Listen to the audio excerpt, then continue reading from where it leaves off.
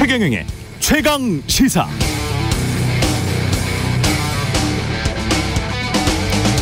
네, 전기차 리튬이온 배터리를 만드는 데 핵심 소재인 코발트, 전 세계 코발트 광산의 41%는 중국이 소유하고 있습니다.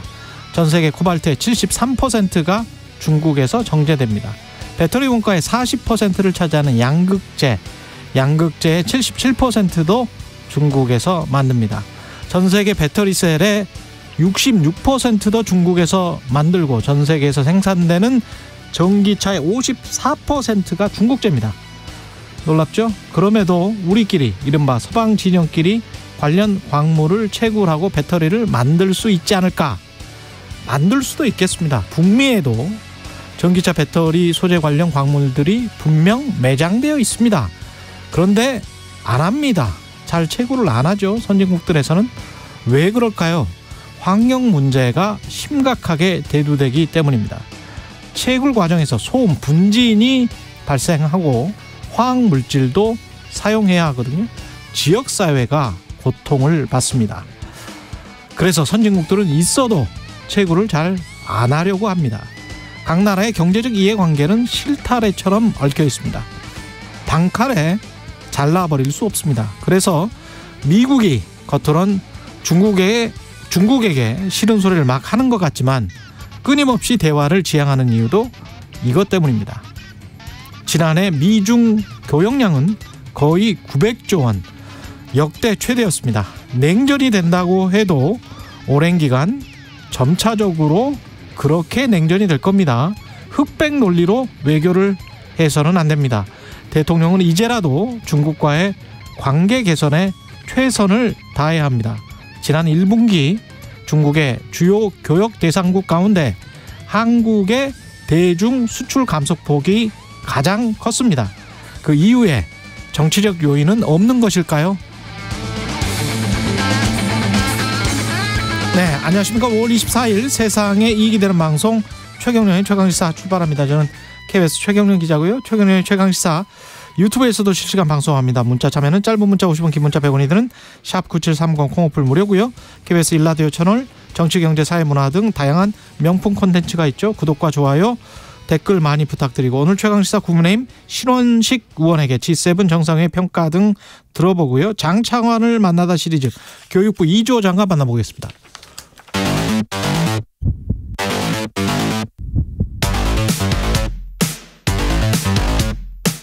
오늘 아침 가장 뜨거운 뉴스 언박싱. 자, 뉴스 언박싱 시작하겠습니다. 민동기 기자, 김민하 평론가 나와 있습니다. 안녕하십니까? 안녕하십니까? 예, 윤석열 대통령이 노동조합 관련해서 법치를 다시 한번 강조했습니다. 어제 국무회의 모두 발언에서요, 지난주 1박 2일에 걸친 민주노총의 대규모 집회를 언급을 하면서 서울 도심교통이 마비가 됐다, 이렇게 지적을 했습니다. 예. 일단 과거 정부가 불법 집회, 시위에 경찰권 발동을 사실상 포기한 결과 확성기 소음, 도로 점거와 같은 국민들께서 불편을 감내하기 어려운 수준에 이르고 있다, 이렇게 지적을 했고요. 민주노총의 집회 행태는 국민들께서 용납하기 어려울 것이다, 이런 점을 또 강조를 했습니다. 그러면서 이제 뒤에 한 얘기가 있는데요. 직무를 충실히 이행한 법 집행 공직자들이 범법자들로부터 고통받거나 신분상의 불이익을 받는 일이 없도록 국가가 보호할 것이다, 라는 언급을 했었고, 예. 또 경찰과 관계 공무원들은 불법 행위에 대해서 엄정한 법 집행을 해달라, 이런 표현도 했습니다. 그러니까 이거는 좀 맥락상 최근 국민의힘이 야간 집회 금지하고 경찰의 집회 시위 진압 과정에서 발생한 문제에 대해서 면책하는 내용의 법 개정을 추진 중이지 않습니까? 예. 그러니까 대통령의 이 발언은 이런 움직임에 힘을 싣는 발언으로 일단 해석이 되고 있는데요. 연장선상에서 나왔다? 그렇습니다. 예. 그리고 이제 인권단체라든가 시민단체들은 집회 시위의 자유가 위축이 될 것이다라고 비판을 하고 있는 상황입니다. 대통령실 고위 관계자는 그냥 원론적인 이야기다, 이렇게 이야기했죠. 그러니까 요거는 이제 비판이 제기가 됐고, 예. 그러니까 논란이 좀 제기가 되니까 대통령실 고위 관계자가 일부 언론과의 인터뷰에서 한 통수권자로서 국민의 권리를 되찾아주기 위한 당연한 지시다, 그러니까 원론적인 언급이다, 이런 점을 강조를 하는 모습입니다. 예. 대통령이 그러니까 예를 들면은 불법 집회에 대해서 엄정하게 법 집행을 해라, 이런 얘기를 할 수 있습니다. 역대 모든 대통령들이 했습니다. 그리고 그럴 만한 상황에 대해서 다 뭐 입장 표명을 했는데 제가 볼 때 이제 윤석열 대통령의 이러한 이제 발언에 문제가 있다라고 생각되는 부분은 첫째로 그 당연한 얘기, 기본적인 얘기를 하는데도 전 정권 탓을 안 하면 그 얘기를 못 하는 것이냐. 이렇게 얘기를 했습니다. 과거 정부가 불법 집회 시위의 경찰권 발동을 사실상 포기한 결과 확성기 소음, 도로 점거 등 국민들께서 불편을 감내하기 어려운 수준에 이르렀다. 전 정권에서 코로나19 때 경찰 버스를 동원해갖고 차벽을 쳐가지고 집회를 원천 봉쇄했더니 그때 이제 뭐라고 했습니까? 이 자유를 억압하는 정부라고 하지 않았습니까? 여당에서, 지금의 여당에서. 경찰권을 뭘 어떻게 포기한 것이냐 이런 것도 좀 의문이고요. 그런 점에서 또 이 엄정한 법 집행을 대통령, 국가 지도자가 당부할 때 또 전제가 뭐냐면 불법 집회라고만 하지 어떤 세력의 어떤 불법 집회를 함부로 규정할 수는 없는 거예요. 또 왜냐하면은 이 불법 집회라고 할 때는 일반적으로 그 집회 양상이 일반적으로 막 폭력행위가 동반되거나 그래서 막 쇠파이프가 나오고 뭐 화염병이 나오고 뭐 이래가지고 폭력적인 어떤 행위가 동반되거나 또는 지시법상에 신고를 안 했는데 집회를 하고 있는 그런 경우이거나 또는 뭐 어쨌든 또 이전에 이제 예를 들면 야간 집회 금지가 있을 때는 집회 신고 시간을 넘어서 가지고 계속해서 이제 집회를 하고 있거나 이런 경우가 이제 불법 집회인 것이고 그 집회 과정에 예를 들면 어떠한 불법 행위가 있었다라는 점만 가지고 이 집회 전체가 불법이다라고 규정하는 거는 사실 여러모로 논란이 있는 거거든요. 그런데 지금 문제를 삼고 있는 민주노총의 대규모 집회, 구체적으로 이제 건설노조의 대규모 집회였는데 이 1박 2일 집회를 한 거잖아요. 그러니까 노숙을 한 거지 않습니까? 그런데 그 노숙을 하는 것 자체에 대해서 야간 집회를 한 거에 대해서 이 어떤 뭐 금지할 수 있는 조항은 지금 이제 헌법재판소에 의해서 효력을 잃은 것이고 그리고 이 집회가 예를 들면 어디를 뭐 부셨다든지 뭐 용산 대통령실에 뭐 진입을 하려고 했다든지 그런 것도 아니었지 않습니까? 그러니까 어떤 것을 불법 집회라고 규정하는지에 대한 어떤 의문 그리고 지금도 경찰은 어쨌든 정당한 법 집행을 했을 경우에는 그것을 법 집행에 대해서 무슨 법적인 처벌을 받지 않거든요. 불법적인 법 집행을 했다거나 이럴 때 이제 처벌을 받는 것이지. 그런데 새삼스럽게 또 어떠한 이제 이 엄정한 법 집행에 대해서 면책을 하겠다라는 메시지는 어떤 의미인 것이냐 여러모로 의문이 남는 그런 발언이라고 저는 생각합니다. 전체적으로 큰 맥락을 좀 봤으면 좋겠어요. 그러니까 양해동 씨의 분신이 있었고 그 분신이 마치 조작된 것처럼 과거에 강기훈 뭐 유서 대필 사건처럼 몰아가려고 했던 조선일보의 보도가 있었고 그리고 그 보도가 거의 허위가 아니냐라는 지금 반론들이 제기되고 지금 소송까지 가고 있는 거 아닙니까? 네. 예, 고발을 했었던 상황이고 그런데 이제 대통령이 이쪽에서는 이제 강경하게 노조에 대해서 대응하겠다는 원칙을 다시 한번 이야기하고 그 법치를 이야기하면서 또 같은 날 대기업과 중소기업 들 자리를 만나서는 5대 총수 다 있었는데 거기서는 또 상생을 강조를 했단 말이죠. 네. 그러면 법치와 상생은 사실은 대기업, 중소기업 그리고 노동자, 직장인 모두에게 적용이 돼야 되잖아요.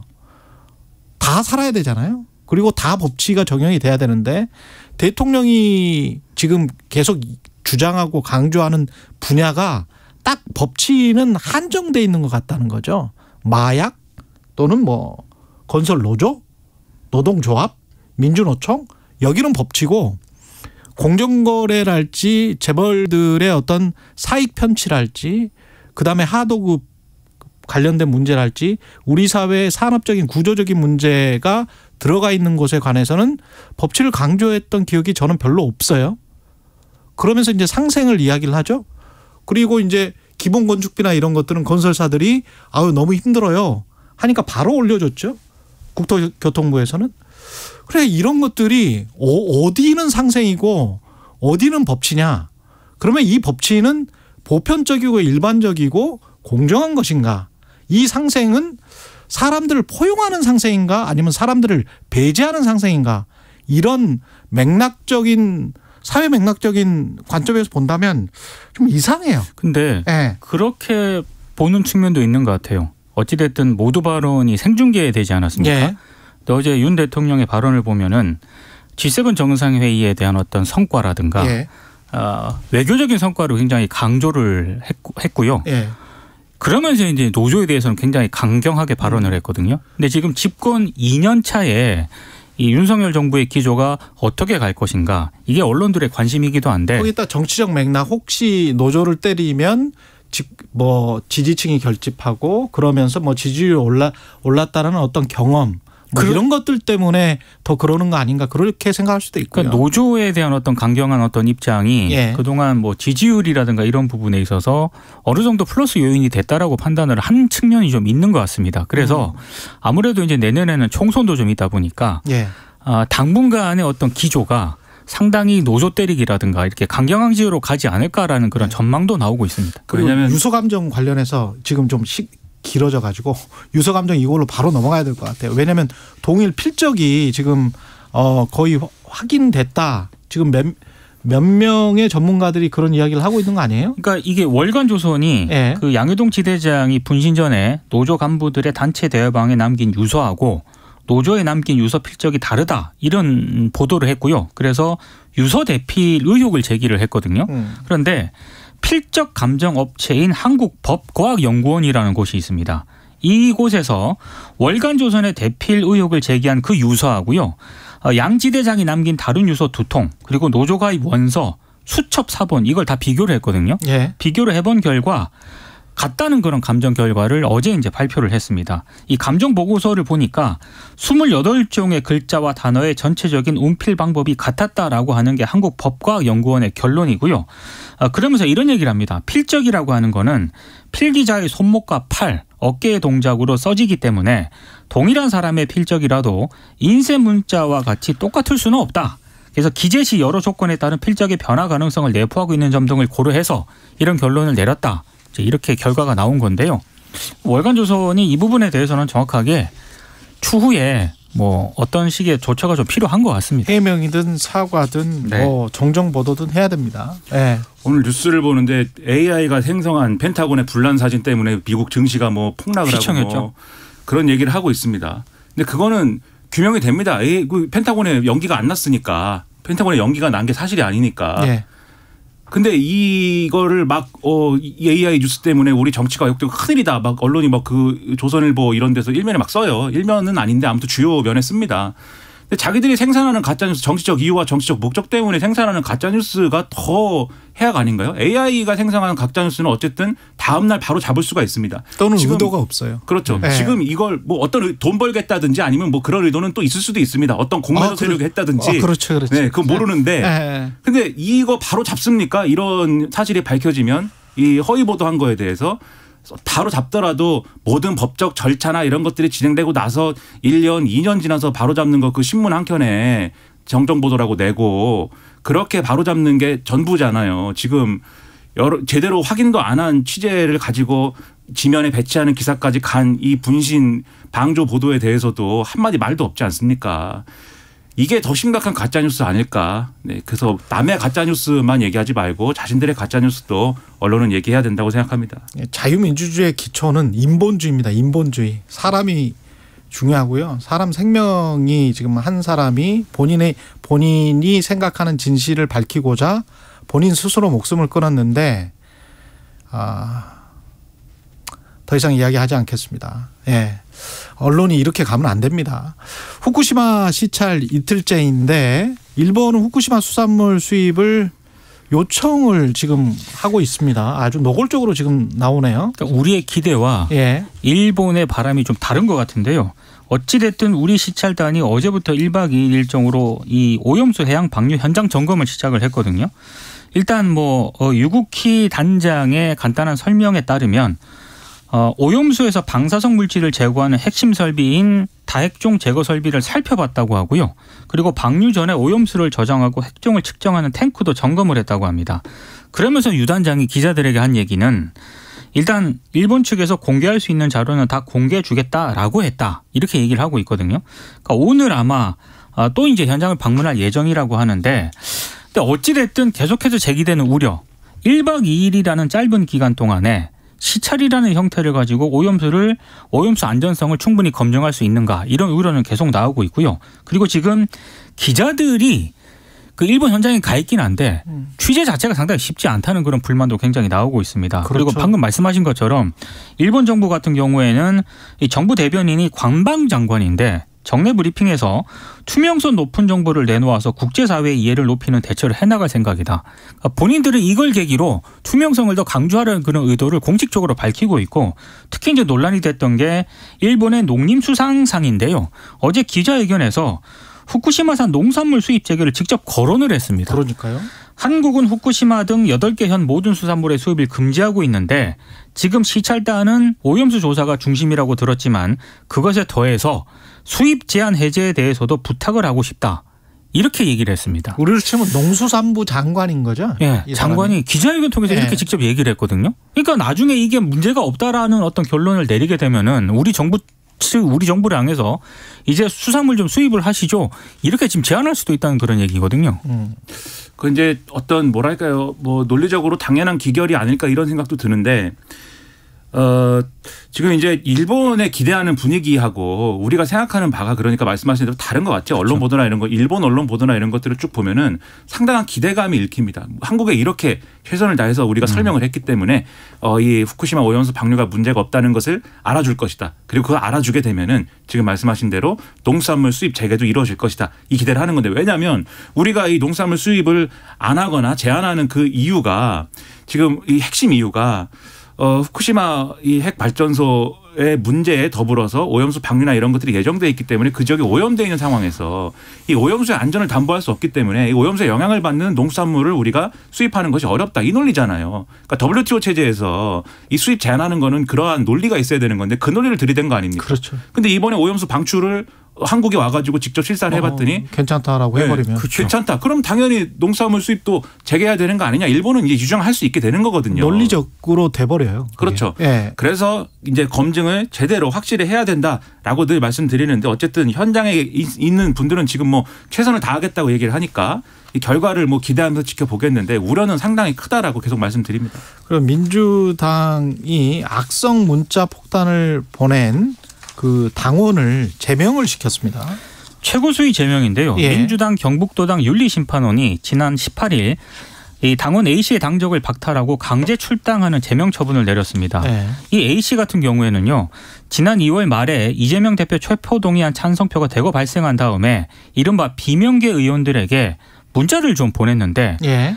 언론 보도를 보니까 그 이낙연계로 분류가 되는 전해숙 의원 같은 경우에 이 어머니를 상대로 한 뭐 욕설이라든가 이런 문자까지 보냈다라고 합니다. 예. 그래서 이 전 의원이 이 문자를 민주당 조정식 사무총장에게 전달을 했고 이후 중앙당 민원국 그리고 민주당 경북도당 윤리심판원의 조사를 거쳐서 일단 제명을 시켰습니다. 이재명 대표가 제명 결정이 난 다음에 앞으로 뭐 단호히 대처하겠다 이런 취지의 메시지를 전달을 했다라고 하는데요.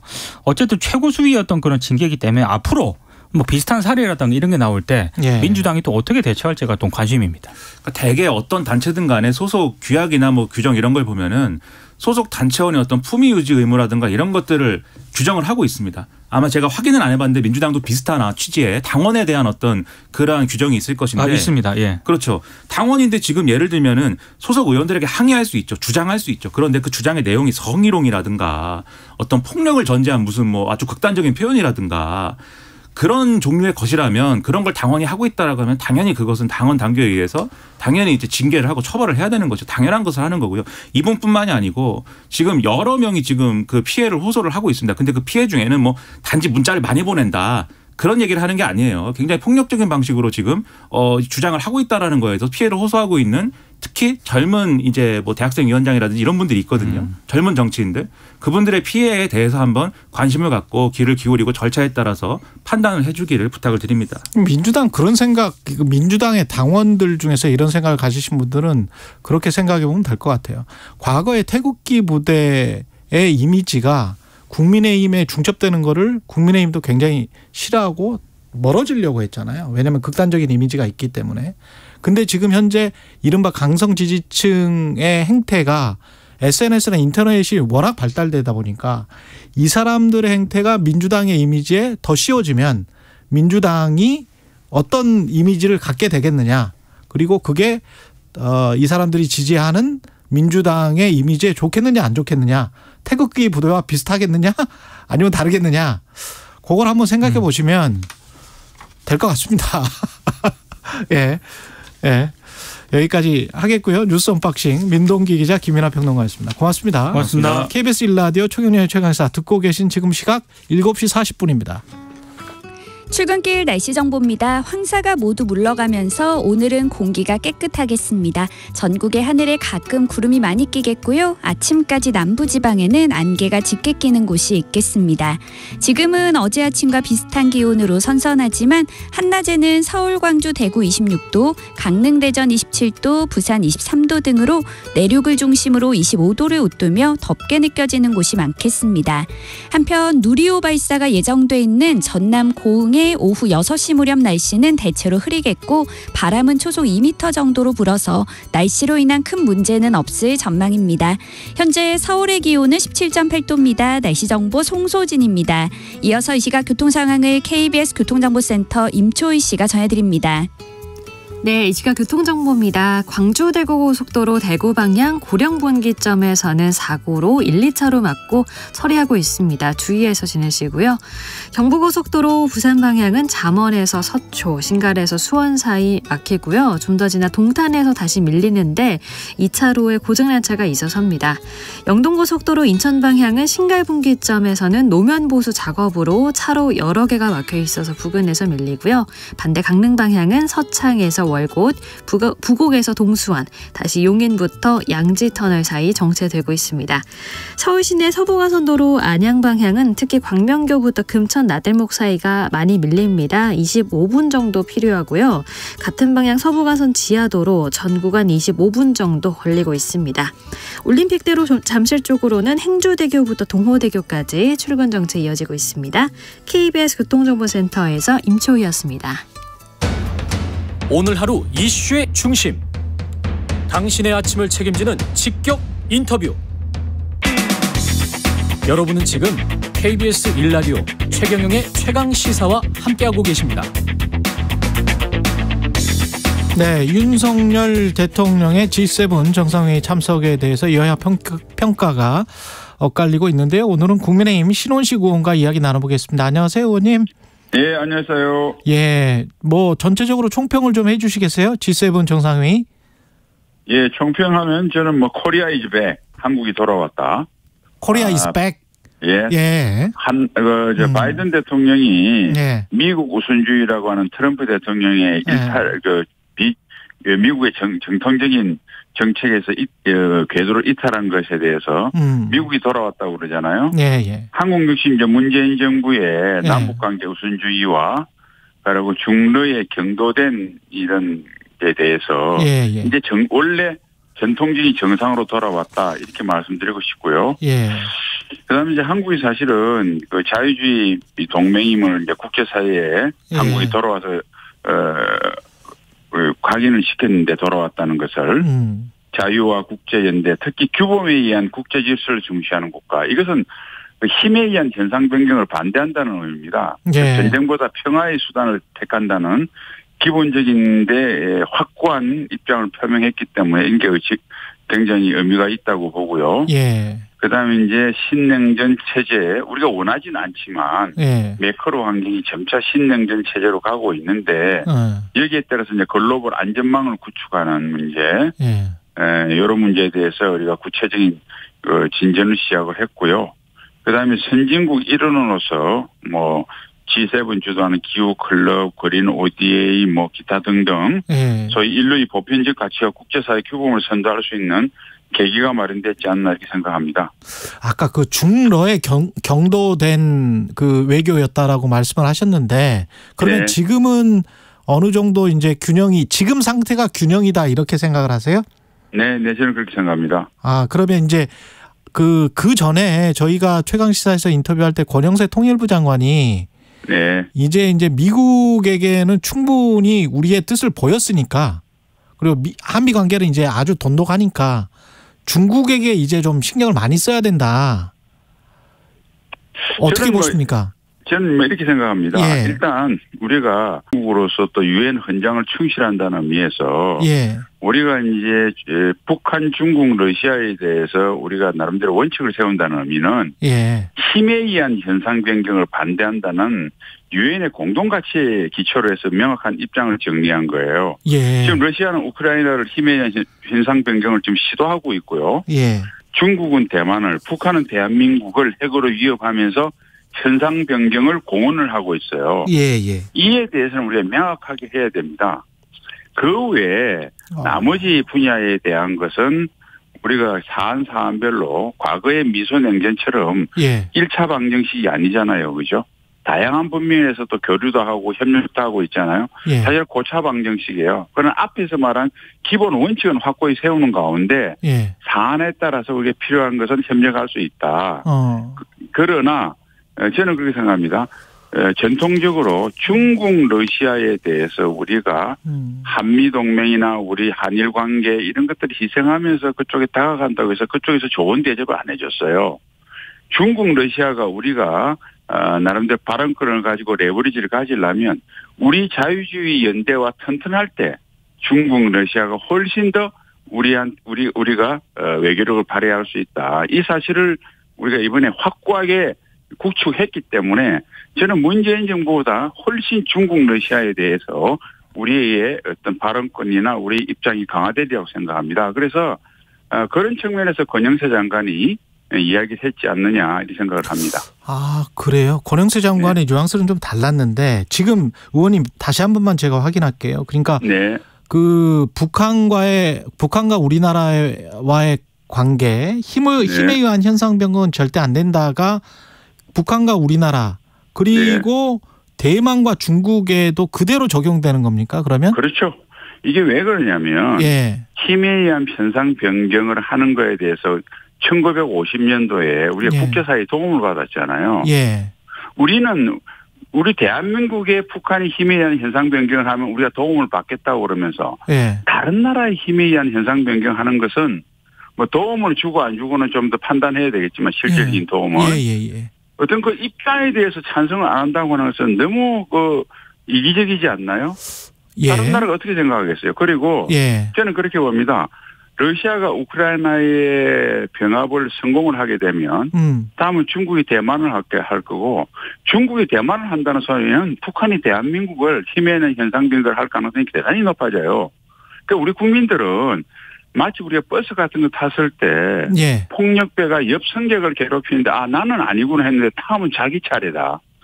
우크라이나 사태, 대만 사태는 곧 대한민국 사태가 될 수 있다고 하는 이런 인식을 좀 넓게 가졌으면 좋겠어요. 그리고 국제사회에서는 뭐 개인 간의 관계도 마찬가지지만 이득만 빼고 좀 어디까지 힘든 리스크가 있는 곳은 늘 빠지겠다. 예. 얌체짓이죠. 개인도 마찬가지지만 국제사회도 마찬가지입니다. 그래서 우리가 이런 윤석열 정부의 입장은 다 아주 정상적인 거고요. 실제로 유럽 각국이나 소위 선진국이라는 나라는 이러한 입장을 그대로 표명을 하고 있어요. 잠깐만요. 의원님 약간 좀 수위가 높은 것 같아서 왜냐하면 누가 수위가 높아요? 미국도 하나의 중국의 원칙에는 전혀 반대하지 않고 있거든요. 거기 그 하나의 중국이라는 거는 중국은 늘 그렇게 이야기를 하잖아요. 원래 대만은 자기들 땅이었고 원래 자기 국토다. 이렇게 좀 아셔야 돼요. 예. 1972년 2월 27일 날 소위 미국과 중국이 핑퐁 외교를 통해서 다시 존 라이하고 키신저가 상해로 내려가서 상하이 공동 커뮤니케를 합니다. 그때 중국의 상하이 중국 원칙은 지금까지도 적용이 되지만은 미국이 인정을 해요. 그렇죠. 단 무력에 의한 현상 변경은 반대하는 겁니다. 안 된다고 못을 박았어요. 그래서 놓은 게 일국양제입니다. 같은 나라인데 서로 합의해서 대만이 평화 통일을 하겠다는 건 말릴 수가 없죠. 그러나 그것을 중국이 무력 침범하는 것을 용인 안 하겠다는 겁니다. 그러니까 지금 이야기하는 것은 하나의 중국 원칙을 우리가 반대하는 게 아니고요. 중국의 대만에 원하지 않는데 중국이 무력을 사용해서 대만을 점령하는 현상 변경을 반대한다는 의미예요. 그러면 그때는 뭐 지원까지 해줘야 된다? 그거는 다시 다른 판단이고 제가 말할 수 있는 사항은 아닌데. 예. 윤석열 대통령이 그게 반대한다고 말씀하셨잖아요. 그 정도인 것이다. 어디를 반대한다고 해서 꼭 군사력이나 물질적으로 지원한다고 연결하는 건 또 다른 논리적 이야기고요. 다른 충의의 문제다. 그렇죠. 어떤 상황이 있을 때 우리가 나 당신 의견에 반대한다고 해서 꼭 반대한다고 해서 물리적 행사가 이 꼴은 아니잖아요. 그렇게 이해를 하셔야 되는 판단에 생각합니다. 그리고 NCG 관련해서 일본이 참여하는 수순으로 어떻게 가게 되는 건가요? 워싱턴 3자회담을 만약에 하면 바이든 대통령이 뭐 제안도 한 것 같은데. 글쎄, 그거는 뭐 연료는 있는데 이번에 뭐 거기까지 갈지는 모르겠고 제 생각에는 모르겠어요. 어떻게 될지 모르겠는데 뭐 이 순수히 제 생각입니다. 좀 여러 가지 이제 거기까지는 여러 가지를 고려를 하면 이럴 수는 있겠죠. 한국하고 미국하고 NCG가 생겼지 않습니까? 그런데 만약 일본이 우리도 동등한 북한의 핵미사일 위협으로도 노출돼 있다. 우리도 한국하고 별도로 미국하고 일본하고 NCG를 우리도 해달라고 그랬을 때 미국이 과연 거절할 명분이 있겠는가. 그래서 이제 뭐 그런 생각은 좀 들었어요. 근데 어떻게 진행될지는 저는 이제 뭐 이거는 비록 여당 국회의원이지만 이런 것들은 행정부의 어떤 상당히 그 엄밀성을 요하는 작업이기 때문에 저는 전혀 그에 대해서는 구체적으로 아는 바는 없습니다. 지금 제 개인적인 의견을 이야기했어요. 한미일 협력이라는 단어까지는 많이 쓰는데 한미일 동맹까지 갈 수 있다고 보세요? 어떻게 보십니까, 의원님은? 저는 뭐 시기상조라고 봅니다. 시기상조다. 한미일 동맹은 안보적 뭐 이해관계로 할 때는 사실 이 동맹이라는 게 공통의 안보 위협 공통의 안보적 이해가 있을 때 그것도 아주 시리어스하게 있을 때 이게 되는 거잖아요. 그런데 환경을 보면 상당히 지금 3국의 안보적 위협은 공통의 안보적 위협은 깊어가는 건 사실이에요. 그러나 또 여러 가지 그것만 가지고 순수히 할 수는 없고 각국의 어떤 정치적 환경도 있는 것이고 여러 가지가 있어서 저는 동맹은 뭐 시기상조인데 협력은 점차 강화되리라고 생각합니다. 즉 북한의 핵위협이나 중국이 팽창주의적 외교 정책을 계속해서 이 동북아에서 구상하는 한 한미일의 공통의 안보 위협은 커져갈 수밖에 없다. 특히 북핵 위협은 말할 것도 없고요. 그래서 뭐 그렇게 안보 협력은 강화되는 수순으로 나가는 게 아닐까 이렇게 생각을 합니다. 그 오염수 관련해서는 시찰단이 가기는 했는데 이건 어떻게 처리가 돼야 될까요? 시찰단이 이제 가서 이제 그 정해진 대로 그 여러 가지 그 장비의 가동 여부라든지 기타 봐야 될 거 보겠죠. 보고 최종적으로 처리는 사실은 IAEA에서 하지 않습니까?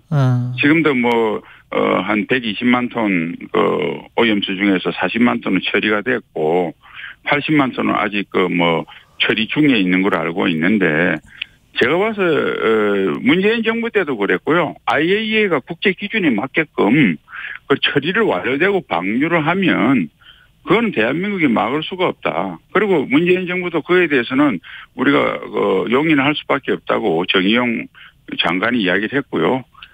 그다음에 이제 그런 뭐 조류의 모습으로 볼 때도 제일 먼저 도달한 것이 미국이나 캐나다 이런 나라들인데 그런 나라들이 만일 IAEA에서 일본이 오염 처리가 안 된 것을 방류하는데 용인을 할 리도 없겠지만 만약 했다고 그러면 그런 나라가 그냥 있지 않을 거 아니에요. 그러니까 우리가 IAEA에서 처리가 되면 국제 기준에 맞게끔 이렇게 우리가 선진국으로서 좀 이렇게 할 수가 없다. 하는 게 맞다고 봅니다. 아니 그리고 IAEA에서 인체 무해하다고 IAEA에서 이거 이 정도는 다른 데하고 차별했다고 방류하는데 막을 수도 없거니와 그걸 반대한다는 게 과학을 무시한다고 오히려 국격이 떨어지지 않을까요? 그 가서 시찰단이 과학적으로 검증을 지금 못해서 국민들이 좀 불안해하고 있는 거 아닐까요? 아니 시찰단이 문제가 아니라 지금 시찰단이 물론 가서 여러 가지 이제 살피고 하는 것도 있지만 결론적으로는 IAEA 우리 전문가도 나가 있잖아요. 문재인 정부 때 파견해가지고. 그리고 우리 전문가하고 세계 각국의 IAEA에서 보고 거기서 이상 없다고 하는데 그러면 IAEA를 못 믿겠다는 이야기입니까? 그럼 어떻게 해요? 그러면 IAEA에서 확실하다 하는데 IAEA가 주권국은 아니지 않습니까? 주권국은 아니지만 IAEA에서 검증한 것은 아니 미국이나 캐나다나 남미 국가들이 태평양이 난 도는데 IAEA 검증 결과를 우리가 못 믿겠다고 하면 우리도 하겠는데. 그러니까 그 전에 이제 국민들이 이야기하는 거는 그런 것 같아요. 그 전에 이제 가서 제대로 검증을 해봤으면 좋겠다. 우리가 자체적으로 그런 이야기 아닐까요? 예. 그러니까 이렇잖아요. 저는 사실 시찰단 보여준 것만 하더라도 그러면 이게 이제 방류되면 누누이 이야기하지만 제일 먼저 알래스카부터 저 캐나다부터 미국부터 남미 들어왔다고 우리 돌아오잖아요. 그다음에 가장 먼저 방류를 하면 세계에서 가장 생선을 많이 먹는 일본 국민의 먹거리부터 문제가 될 거예요. 그러면 미국이나 캐나다 모든 나라들 태평양 연안에 있는 국가들이 교류의 흐름에 따라서 다 시찰단 다 IAEA 외에 다 개별 국가로 가서 검증을 하겠다고 이렇게 할 수는 없잖아요. 그러니까 다른 나라들이 다 IAEA에 다 파견을 했고 자기 나라 전문가들을 그럼 그 결과를 차분히 기다리고 있잖아요. 알겠습니다. 그런데 여기까지 그 결과를 못 믿겠다. 이거는 조금 우리 국민들이 조금 냉정을 찾았으면 좋겠습니다. 국민의힘 신원식 의원이었습니다. 고맙습니다, 의원님.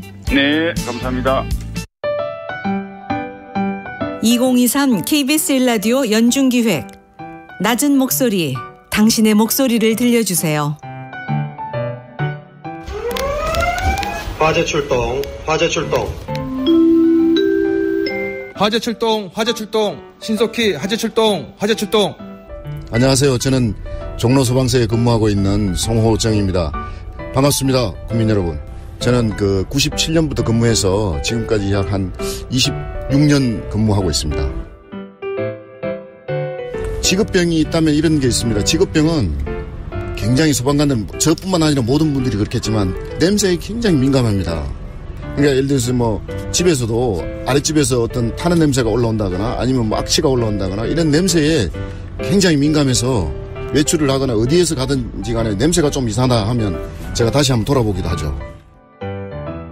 우리 일반 현장에 가보면 느끼는 게 모든 분들이 저희를 만능 해결사로 그렇게 생각을 하고 있고 그게 안 될 때 굉장히 눈초리가 따가운 걸 느끼는데 저희도 평범한 사람인지라 실제로 그렇지 못할 경우들이 종종 있을 수 있습니다. 물론. 그럴 때 저희를 탓하지 마시고 뒤에서 조용히 응원해 주셨으면 감사하다는 말씀을 드리겠습니다.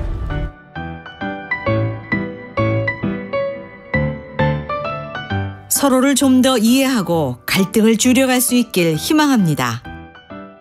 KBS 1라디오 연중기획 낮은 목소리였습니다.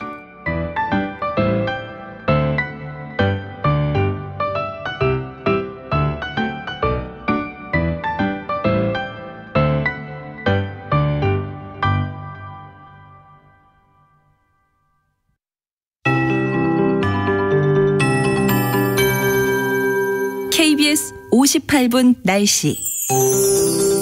모처럼 공기가 깨끗해졌습니다. 황사가 모두 거치면서 지금 전국의 미세먼지 농도가 좋음에서 보통 단계를 보이고 있고요.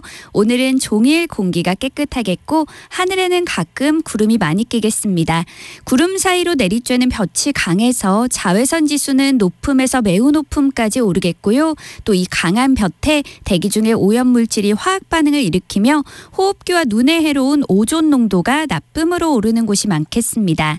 한편 오늘 오후 6시 24분에 누리호 3차 발사가 예정돼 있는데요. 전남 고흥에 위치한 나로 우주센터의 오후 6시 무렵 날씨는 대체로 흐린 가운데 바람이 초속 2m 정도로 불어서 날씨로 인한 큰 문제는 없을 것으로 예상됩니다. 지금은 선선한데요. 낮에는 초여름 날씨가 나타나는 곳이 많겠습니다. 현재 기온이 서울 18.7도, 부산 19.3도 등으로 어제 아침과 비슷하고요. 한낮에는 서울, 광주, 대구 26도, 강릉, 대전 27도, 제주 22도, 부산 23도 등으로 내륙을 중심으로 25도를 웃도는 곳이 많겠습니다.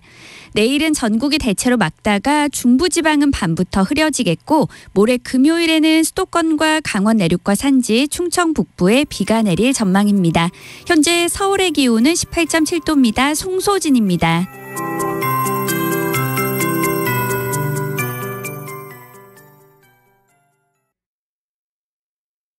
정성을 다하는 국민의 방송 KBS가 8시를 알려드립니다. AM 711kHz, FM 97.3MHz, KBS 1라디오입니다. HLKA.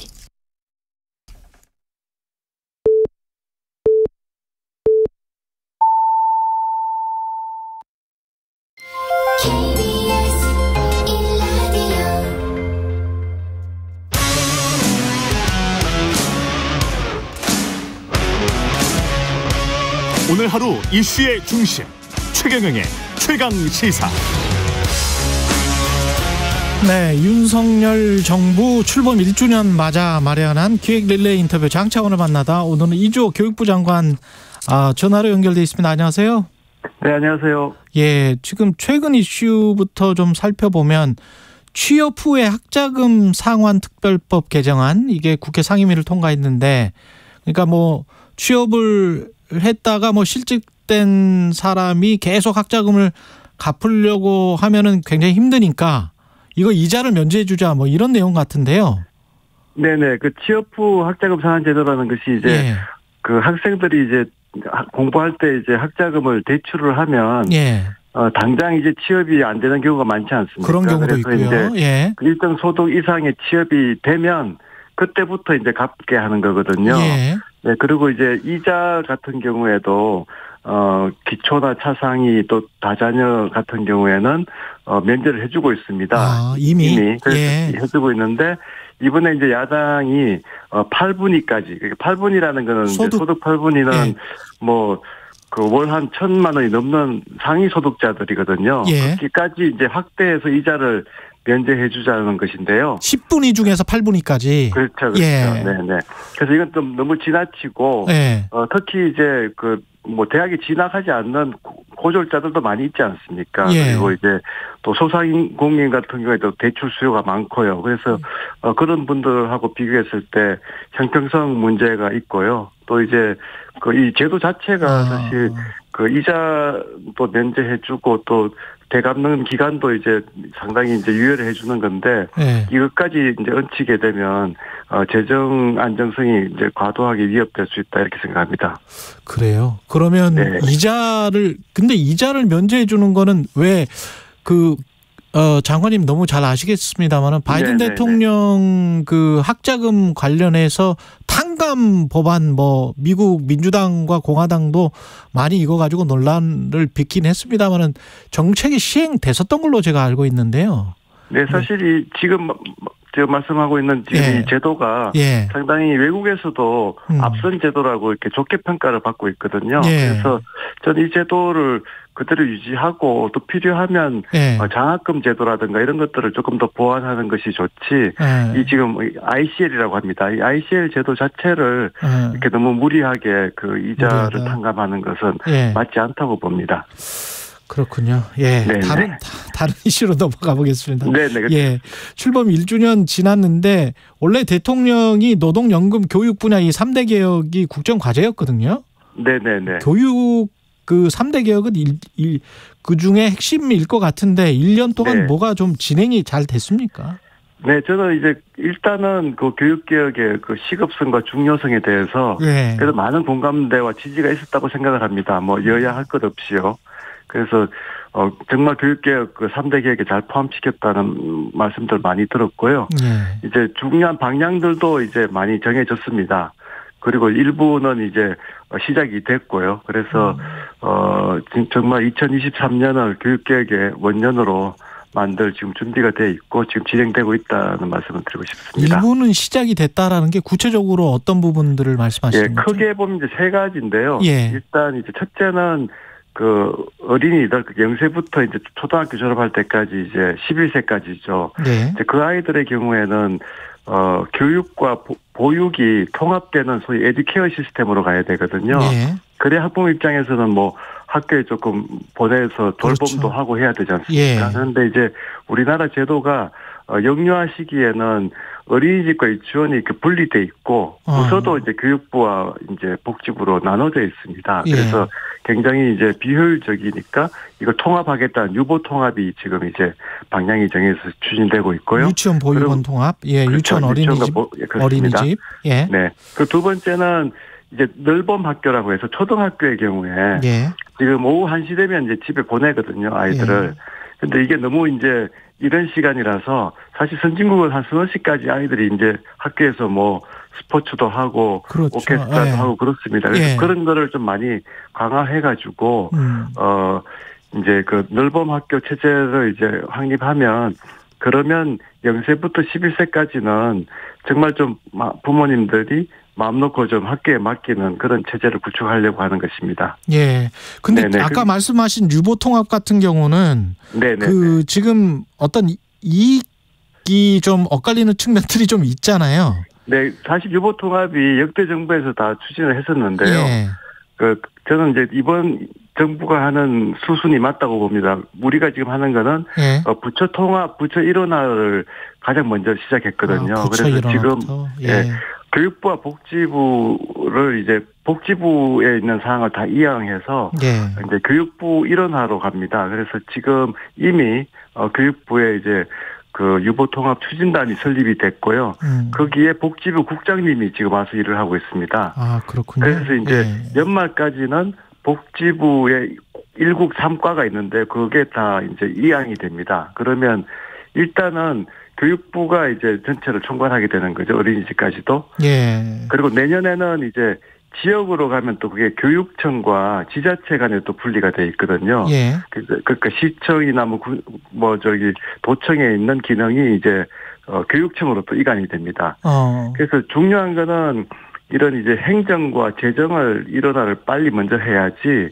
그 다음에 이슈들이 뭐 이제 아시겠지만 교사의 자격을 통일한다든가 어린이집의 운영 체계를 통합한다든가 이런 것들이잖아요. 그런데 그런 것들이 사실은 과거에는 그런 것들을 먼저 하고 난 다음에 마지막에 부처 통합을 하려고 하다 보니까 결국 이제 이익단체들의 다른 이견들이 오히려 정폭돼서 결국은 부서 간에 이제 부처 간에 이제 이견이 좁혀지지 않았던 거거든요. 그래서 일단 정부가 책임 있게 먼저 정부 부서를 통합하고 또 지역 단위에서는 교육청과 지자체의 기능을 행정 기능 또 재정 기능을 통합한다는 것으로 이제 가닥을 잡고 시작이 됐습니다. 그래서 전 이번에는 반드시 통합할 수 있다 이렇게 생각을 합니다.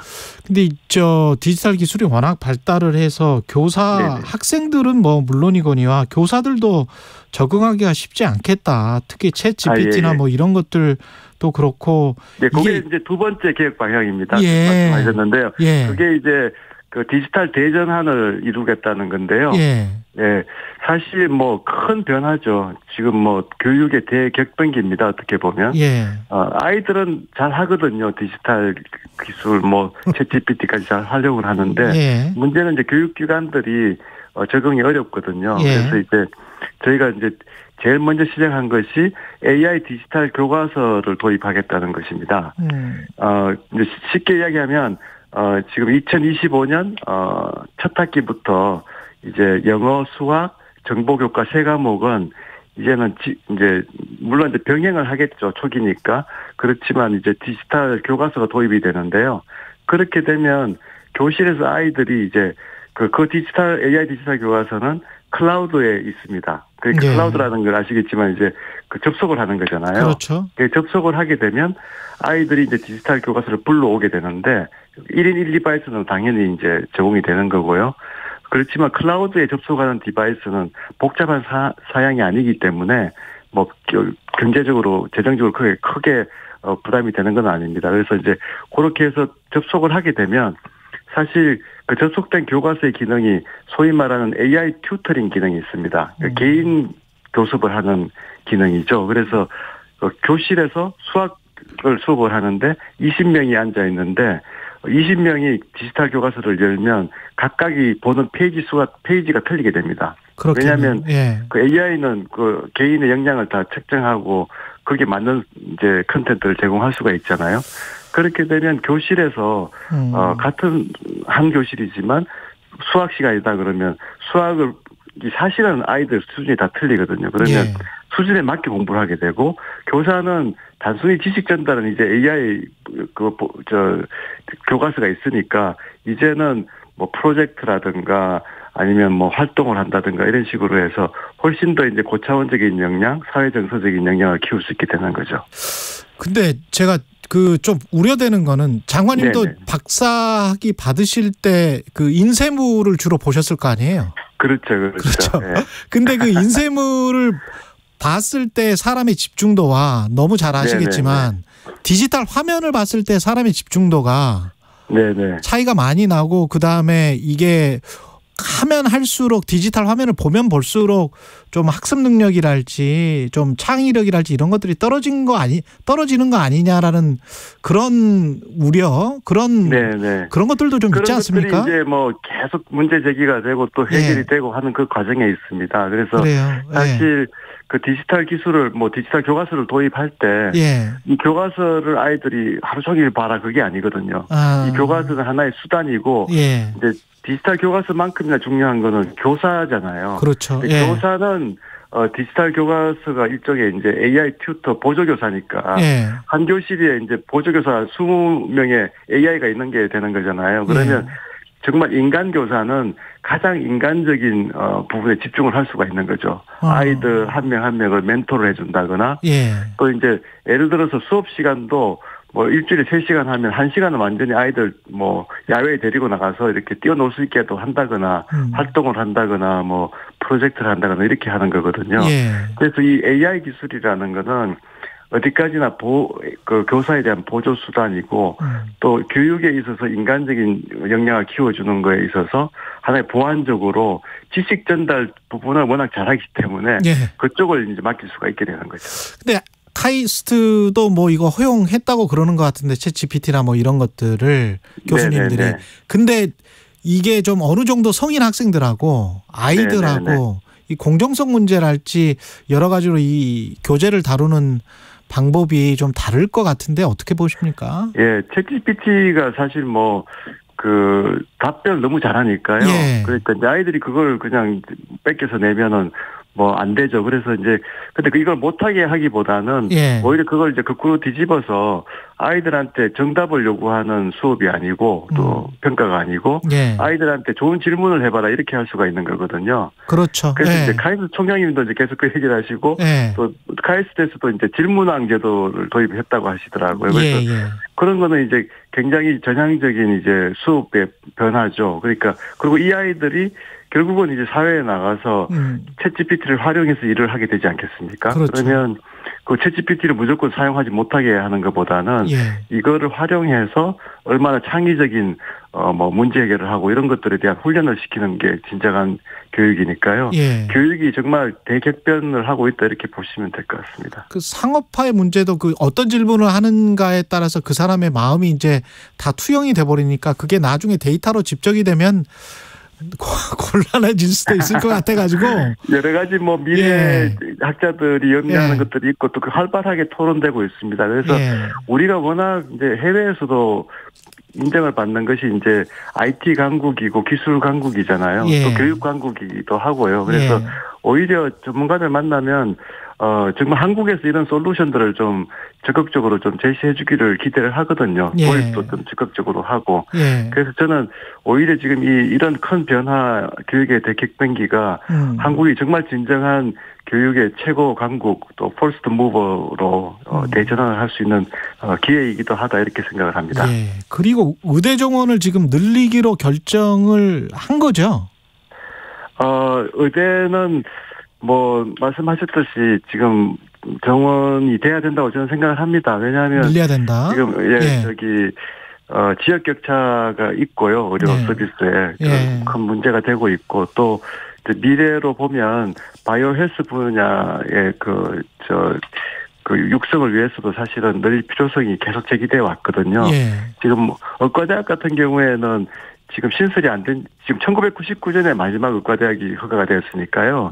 사실 2000년대 들어와서 하나도 신설되지 못했습니다. 그래서 이런 이제 문제가 있기 때문에 지금 사회적 논의가 또 활발하게 진행되고 있고, 그래서 이런 걸 통해 가지고 좀 잘 합리적으로 결정이 되었으면 합니다. 근데 이런 우려도 있는 것 같습니다. 과거에 우리 산업화 시대 거치면서 기계과가 아주 사람들이 인재들이 모였고 전기과 쪽에 또 전기공학과 쪽에 가서 반도체가 융성이 됐고 근데 그 다음에 이제 없어지고 전부 다 의대 간단 말이죠. 공부 잘하는 학생들이. 근데 또 이제 의대 정원을 늘려주면 진짜 이제 국가 산업에 필요한 공대생들이 오히려 더 줄어드는 거 아닌가 그런. 그래서 이제 첨단 분야 인재 정원도 지금 계속 늘리고 있지 않습니까? 이번 이제 정부 들어와서 반도체라든가. 그래서 이제 결국 이제 그 대학의 경우에는 좀 사실 의대라는 것도 어떻게 보면 이제 정말 이제 그 AI 기술이 이제 발전을 하게 되면 환자 진단을 AI가 정말 완벽하게 하거든요, 사실은요. 그래서 미래에 정말 필요한 인재들이 어떤 인재인지에 대해서는 정말 좀 개방된 시스템으로 인재를 양성해야 된다고 생각을 합니다. 그렇죠. 또 아이들이 선택을 하게 해야 되고요. 그래서 지금 이제 두 번째가 이제 디지털 대전환이었고 세 번째가 이제 사실은 대학 혁신인데요. 저희가 벽을 허무는 대학 혁신, 그러니까 과감하게 벽을 허무는 대학 혁신으로 잡았습니다. 대학이 전공 간에 이렇게 이제 뭐 의대라든가 뭐 공대라든가 이렇게 하는 것도 그게 과거의 패러다임이지 이제는 벽을 허물어서 아이들이 마음껏 공부를 하다 보면 그게 새로운 전공이 될 수도 있는 거고, 소위 전공을 자기가 설계하게 한다는 거잖아요. 그리고 이제 그런 이제 정말 이제 새로운 혁신은 전공 간의 융합에서 많이 나오기 때문에 한 전공만 파는 것보다는 두세 개의 전공을 섭렵해서 새로운 혁신을 하게 한다든가 이런 것들이 훨씬 더 중요해지기 때문에 대학 교육에서 이제 전공의 벽을 허물자는 것이 큰 세계적인 추세입니다. 그리고 이제 교수들만 해도 뭐 2학년 뭐 경제학 박사를 받았다. 그러면 임용을 할 때 이제 경제학과로만 임용하는 것이 아니고 조인트 어포인트먼트라고 해서 뭐 경제학하고 뭐 컴퓨터 사이언스를 같이 할 수 있는 거죠. 경제학의 원리가 컴퓨터 사이언스도 적용될 수가 있거든요. 그렇게 했을 때 진정한 또 새로운 혁신이 나오기 때문에 지금은 대학이 이제는 연구하고 교육하고 하는 곳이었지만 이제는 혁신의 허브가 돼야 되거든요. 이제 미국이 사실은 이제 세계의 이런 혁신을 리드하는 가장 큰 원동력은 대학에 있지 않습니까? 그래서 대학의 그 벽을 허물어서 혁신의 허브로 만드는 것이 세 번째 큰 교육계획의 방향입니다. 그리고 마지막으로 야간 로스쿨 관련해서는 지금 도입을 검토 중이신 건가요? 네, 지금 이제 연구 용역을 맡겨놓은 상태고요. 그 관련 단체들이 이제 검토하고 있습니다. 그래서 사실 야간 로스쿨은 이제 직장인들의 또 수요가 많이 있지 않습니까? 그렇죠. 그래서 그런 부분들을 수용하기 위해서 지금 연구 단계에 있다는 말씀을 드리겠습니다. 연구 단계에 있다. 그 합격률은 만약에 도입을 하더라도 합격률이 그대로 뭐 한 60%다 70%다 이러면 아무래도 변호사 수는 더 많아지겠네요.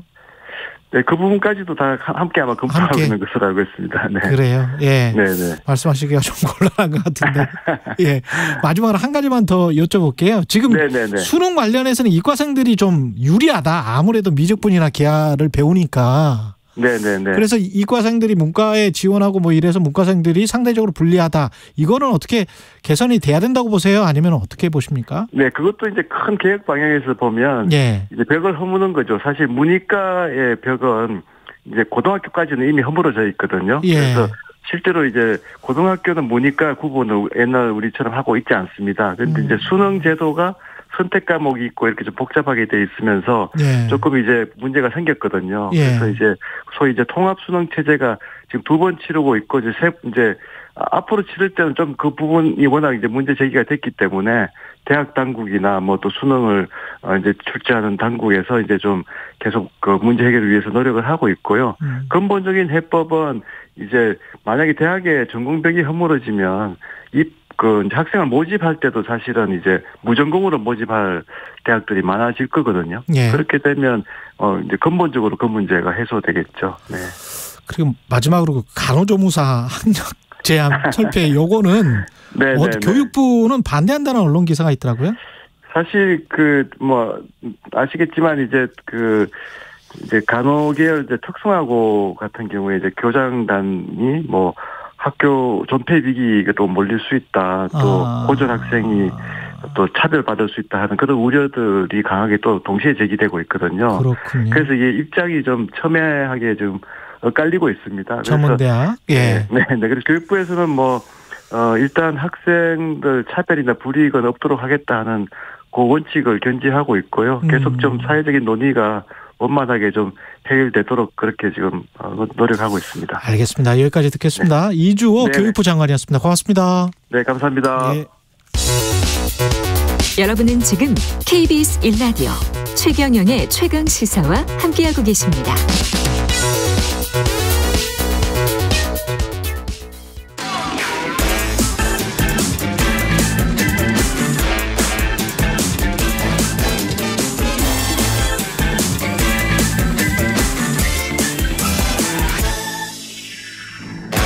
네, 최경영의 최강시사 한 번 더 뉴스 시간입니다. 오늘은 경향신문 박순봉 기자와 함께하겠습니다. 안녕하십니까? 네, 안녕하세요. 예, 김남국 의원의 코인 의혹 이게 논란이 되면서 국회의원 재산 국민들 관심도 많이 높아졌습니다. 어제 국회의원 재산 공개가 됐습니까? 올해 거 공개됐습니까? 아니요, 이제 매년 공개가 되는데 이거를 경실련이요. 경제정의 실천 시민연합이 따로 한번 조사를 했어요. 그러니까 그걸 가지고 원래 보통 매년 신고를 하고 매년 공개를 하다 보니까 그렇죠. 보통 전년도랑 비교를 많이 하잖아요. 근데 이번에는 3년간에 어떻게 변했느냐. 3년간? 네. 이게 왜 3년으로 했냐면요. 21대 국회가 시작된 지 딱 3년이 됐습니다. 아, 그렇군요. 네. 2020년 4월 15일에 총선하고 5월 30일부터 임기를 시작했는데 이제 그로부터 딱 3년이 지났기 때문에 3년 동안 네, 어떻게 변했느냐 이렇게 자료를 통합해서 좀 낸 거고요. 제가 자료를 쭉 살펴보니까 가장 큰 특징으로 느껴지는 거는 국회의원들 재산이 정말 많이 늘었다라는 3년 거예요. 동안 얼마나 늘었습니까? 평균적으로 7억 3천만 원이 늘었습니다. 평균적으로? 네, 평균적으로. 많이 늘었네. 네, 많이 늘었고요. 부럽네요. 그냥 하여튼 뭐 절대 액수로 봐도 굉장히 많이 늘었고 근데 보니까 원래도 좀 재산이 많았고요. 그러니까 많아서 더 많이 늘었던 걸로 좀 보이는데요. 2020년에 신고했던 이제 재산 평균액이 27억 5천만 원이었거든요. 원래가 27억 5천만 원. 네, 원래 더 많았고 2023년에는 34억 8천만 원으로 늘었습니다. 아, 그렇군요. 정당별로 보면 국민의힘이 가장 많이 늘었는데 이게 이제 많은 곳이 또 더 많이 늘었고 이게 다 적용이 됩니다. 국민의힘이 원래 부자들이 많았다. 그렇죠. 2020년에 국민의힘이 42억 신고를 했었는데 42억이었는데 올해 기준으로는 56억 7천만 원이 됐고요. 56억 7천만 원? 네, 평균이요. 국민의힘은 한 14억 7천만 원 정도 늘었네요. 맞습니다. 35.1% 늘었고요. 민주당은 신고한 액수가 14억 8천만 원이었는데 2020년에요. 올해는 21억 2천만 원으로 6억 4천만 원이 늘었습니다. 그러니까 절대 액수는 국민의힘이 많고 많이 늘었는데 그렇죠. 이 증가폭은 또 민주당이 높아요. 그리고 정의당은 5억 4천만 원에서 8억 원으로 2억 6천만 원 늘었습니다. 5억 4천만 원에서 8억 원. 정의당도 그렇게 가난하지는 않네. 8억 원이면 걔네 평균인 거 아니에요 지금. 그죠? 네, 그리고 이게 공시지가여가지고 이제 보통 생각해 보시면 조금 더 많을 거다 요것보다 그렇게 판단하시면 상당히 많아요. 상당히 공시가라서. 근데 이 대비를 한번 해보죠. 국민들 평균 재산은 얼마나 늘었습니까? 국민 평균은 2020년에 3억 6천만 원이었는데 올해 4억 6천만 원이 됐거든요. 그러니까 1억 원이 늘었습니다. 1억 원 늘었고. 네. 국회의원들은 한 7억 늘었고 국민의힘은 한 14억 원 늘었고 민주당은 한 6억 4천만 원 늘었고. 맞습니다. 이게 처음부터 재산이 많았고 국회의원들이 그다음에 재산도 잘 불렸다, 많이 늘었다 이렇게 볼 수가 있습니다. 가장 재산이 많이 늘어난 의원들은 누굽니까? 이 사람들이 평균치를 많이 높였겠죠. 뭐. 그렇죠. 10명을 경실련이 뽑았는데요. 제가 너무 많으니까 5위까지만 전해드리면 5위까지만. 1위 이제 민주당의 박정 의원인데 학원 재벌. 맞습니다. 그 박정호 학원의 그 박정이죠. 191억 8천만 원이 늘었습니다. 3년 동안. 191억 원이 늘었다. 맞아요. 191억 원이 재산이 아니고. 네, 원래 2020년에 신고한 액수가 314억 정도였는데 올해 신고한 액수가 505억 9천만 원 이 정도 됩니다. 그리고 2위는 국민의힘의 윤상현 의원인데 133억 3천만 원이 늘었습니다. 윤상현은 돈 많군요. 원래 그렇군요. SK와 그 관련이 있잖아요. 원래 165억 5억 8천만 원 정도가 있었는데 이제 올해 신고한 액수가 299억 1천만 원이 됐고요. 예. 3위는 민주당의 홍익표 의원인데 16억 2천만 원을 신고를 했었는데 82억 8천만 원이 됐습니다. 66억 6천만 원이 늘어났고요. 몇 배 하는 거예요? 한 4배 늘었는데? 예, 그죠? 그렇죠. 4배 가까이 늘었죠. 그리고 4위에 민주당 임종성 의원인데 좀 수치도 좀 특이하더라고요. 저는 2020년에 3억 1,800만 원을 신고를 했거든요. 근데 올해는 47억 6천만 원을 신고를 했습니다. 3억 원에서 47억이 됐어요? 네, 44억 정도가 늘어났는데 그러니까 3억 원대면 사실 이제 많은 재산은 아니었는데 이제 47억이 됐으니까 그렇죠. 자산가가 된 거죠. 증가율로도 계산을 해보면 1,393%입니다. 그러니까 14배 정도 늘어난 거고요. 5위는 국민의힘의 정점식 의원인데 62억 신고했었는데 96억 3천만 원 이렇게 늘어났습니다. 어떻게 해서 이렇게 많이 불렸대요? 그러니까 결국에는 이게 이제 두 가지가 복합이 돼 있는데 하나는 이제 부동산 가격이 좀 올랐잖아요. 어찌 됐든 간에 최근에요. 2020년부터 2020 지금 3년까지니까. 맞습니다. 요게 반영이 되면서 특히 아까 잠깐 언급을 했던 이 공시가격, 공시지가 요게 좀 영향을 줬어요. 그러니까 이제 보통 국회에서 국회 사람들 만나서 얘기를 하면은 의원들 재산 신고한 거에 한 30에서 40% 정도는 더 봐야 된다 이런 얘기들을 하거든요. 그렇습니다. 네, 공시가 때문에 그런데 부동산 가격이 많이 올랐고요. 그다음에 특히 이 공시가격으로 가지고 있다가 그러니까 오른 것도 올랐는데 팔 수가 있잖아요. 파는 경우는 이제 현금으로 계산해야 되니까. 그렇죠. 팔게 되면 이제 갑자기 재산이 급격하게 늘어나게 되는 거예요. 그러니까 예를 들자면 아파트는 뭐 시세의 70%, 단독주택은 50에서 60%고 공시가가 그렇죠. 그리고 땅 같은 경우에는 더 하잖아요. 그러니까 더 예측이 안 되는 경우도 10% 있고요. 20%밖에 안 되는 경우가 많습니다. 그러니까 이렇게 갖고 있다가 애초에도 신고도 적게 했는데 팔게 되면 재산이 확 늘어나게 되는 거고요. 시가로 팔아야 되니까. 그렇죠. 그래서 예를 들어서 아까 임종성 의원 같은 경우에 재산이 3억대에서 47억 원이 됐다 그랬잖아요. 2022년에 하남시의 단독주택을 팔았다 이렇게 신고를 했는데 이게 신고했을 때 재산 가격으로는 8억 700만 원이었는데 매도했을 때는 19억 5천만 원에 매도를 했거든요. 그러니까 이제 이런 식으로 되면은 맞아요. 확 늘어나게 되는 거고요.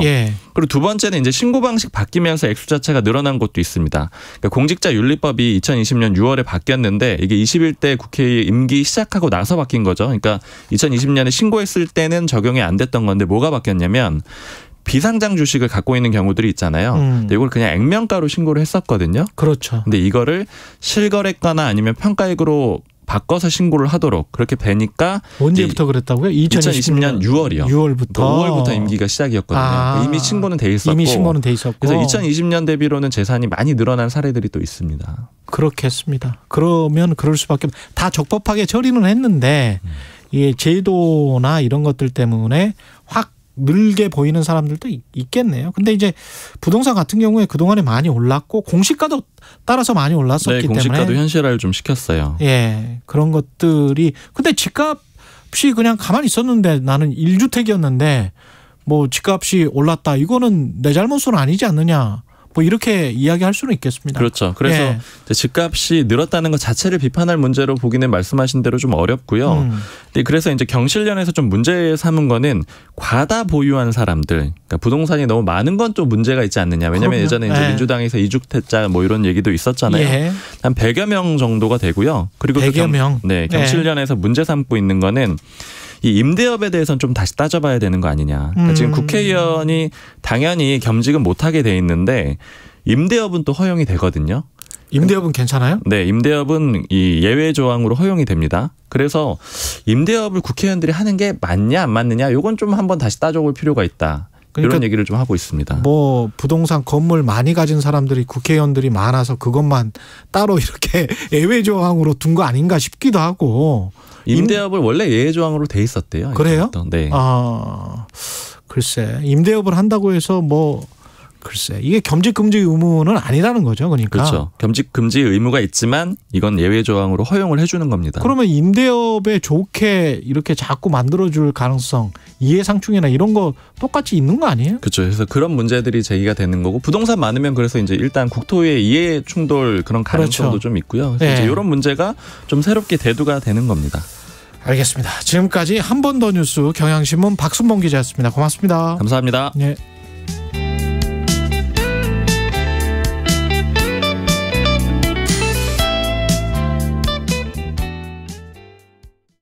잠시 후 8시 반부터 일부 지역국에서는 해당 지역 방송을 보내드립니다.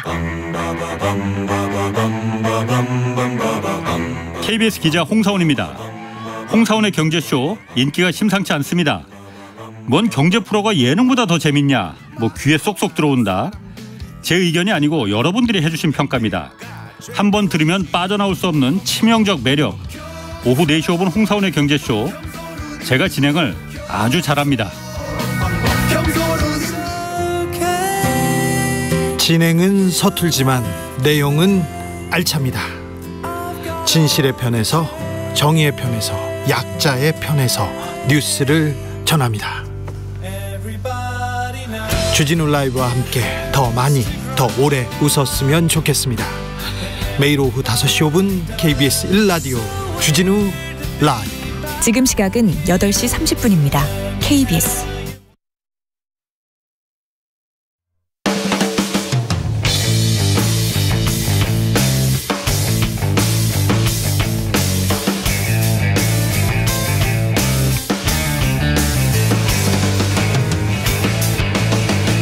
최경영의 최강 시사.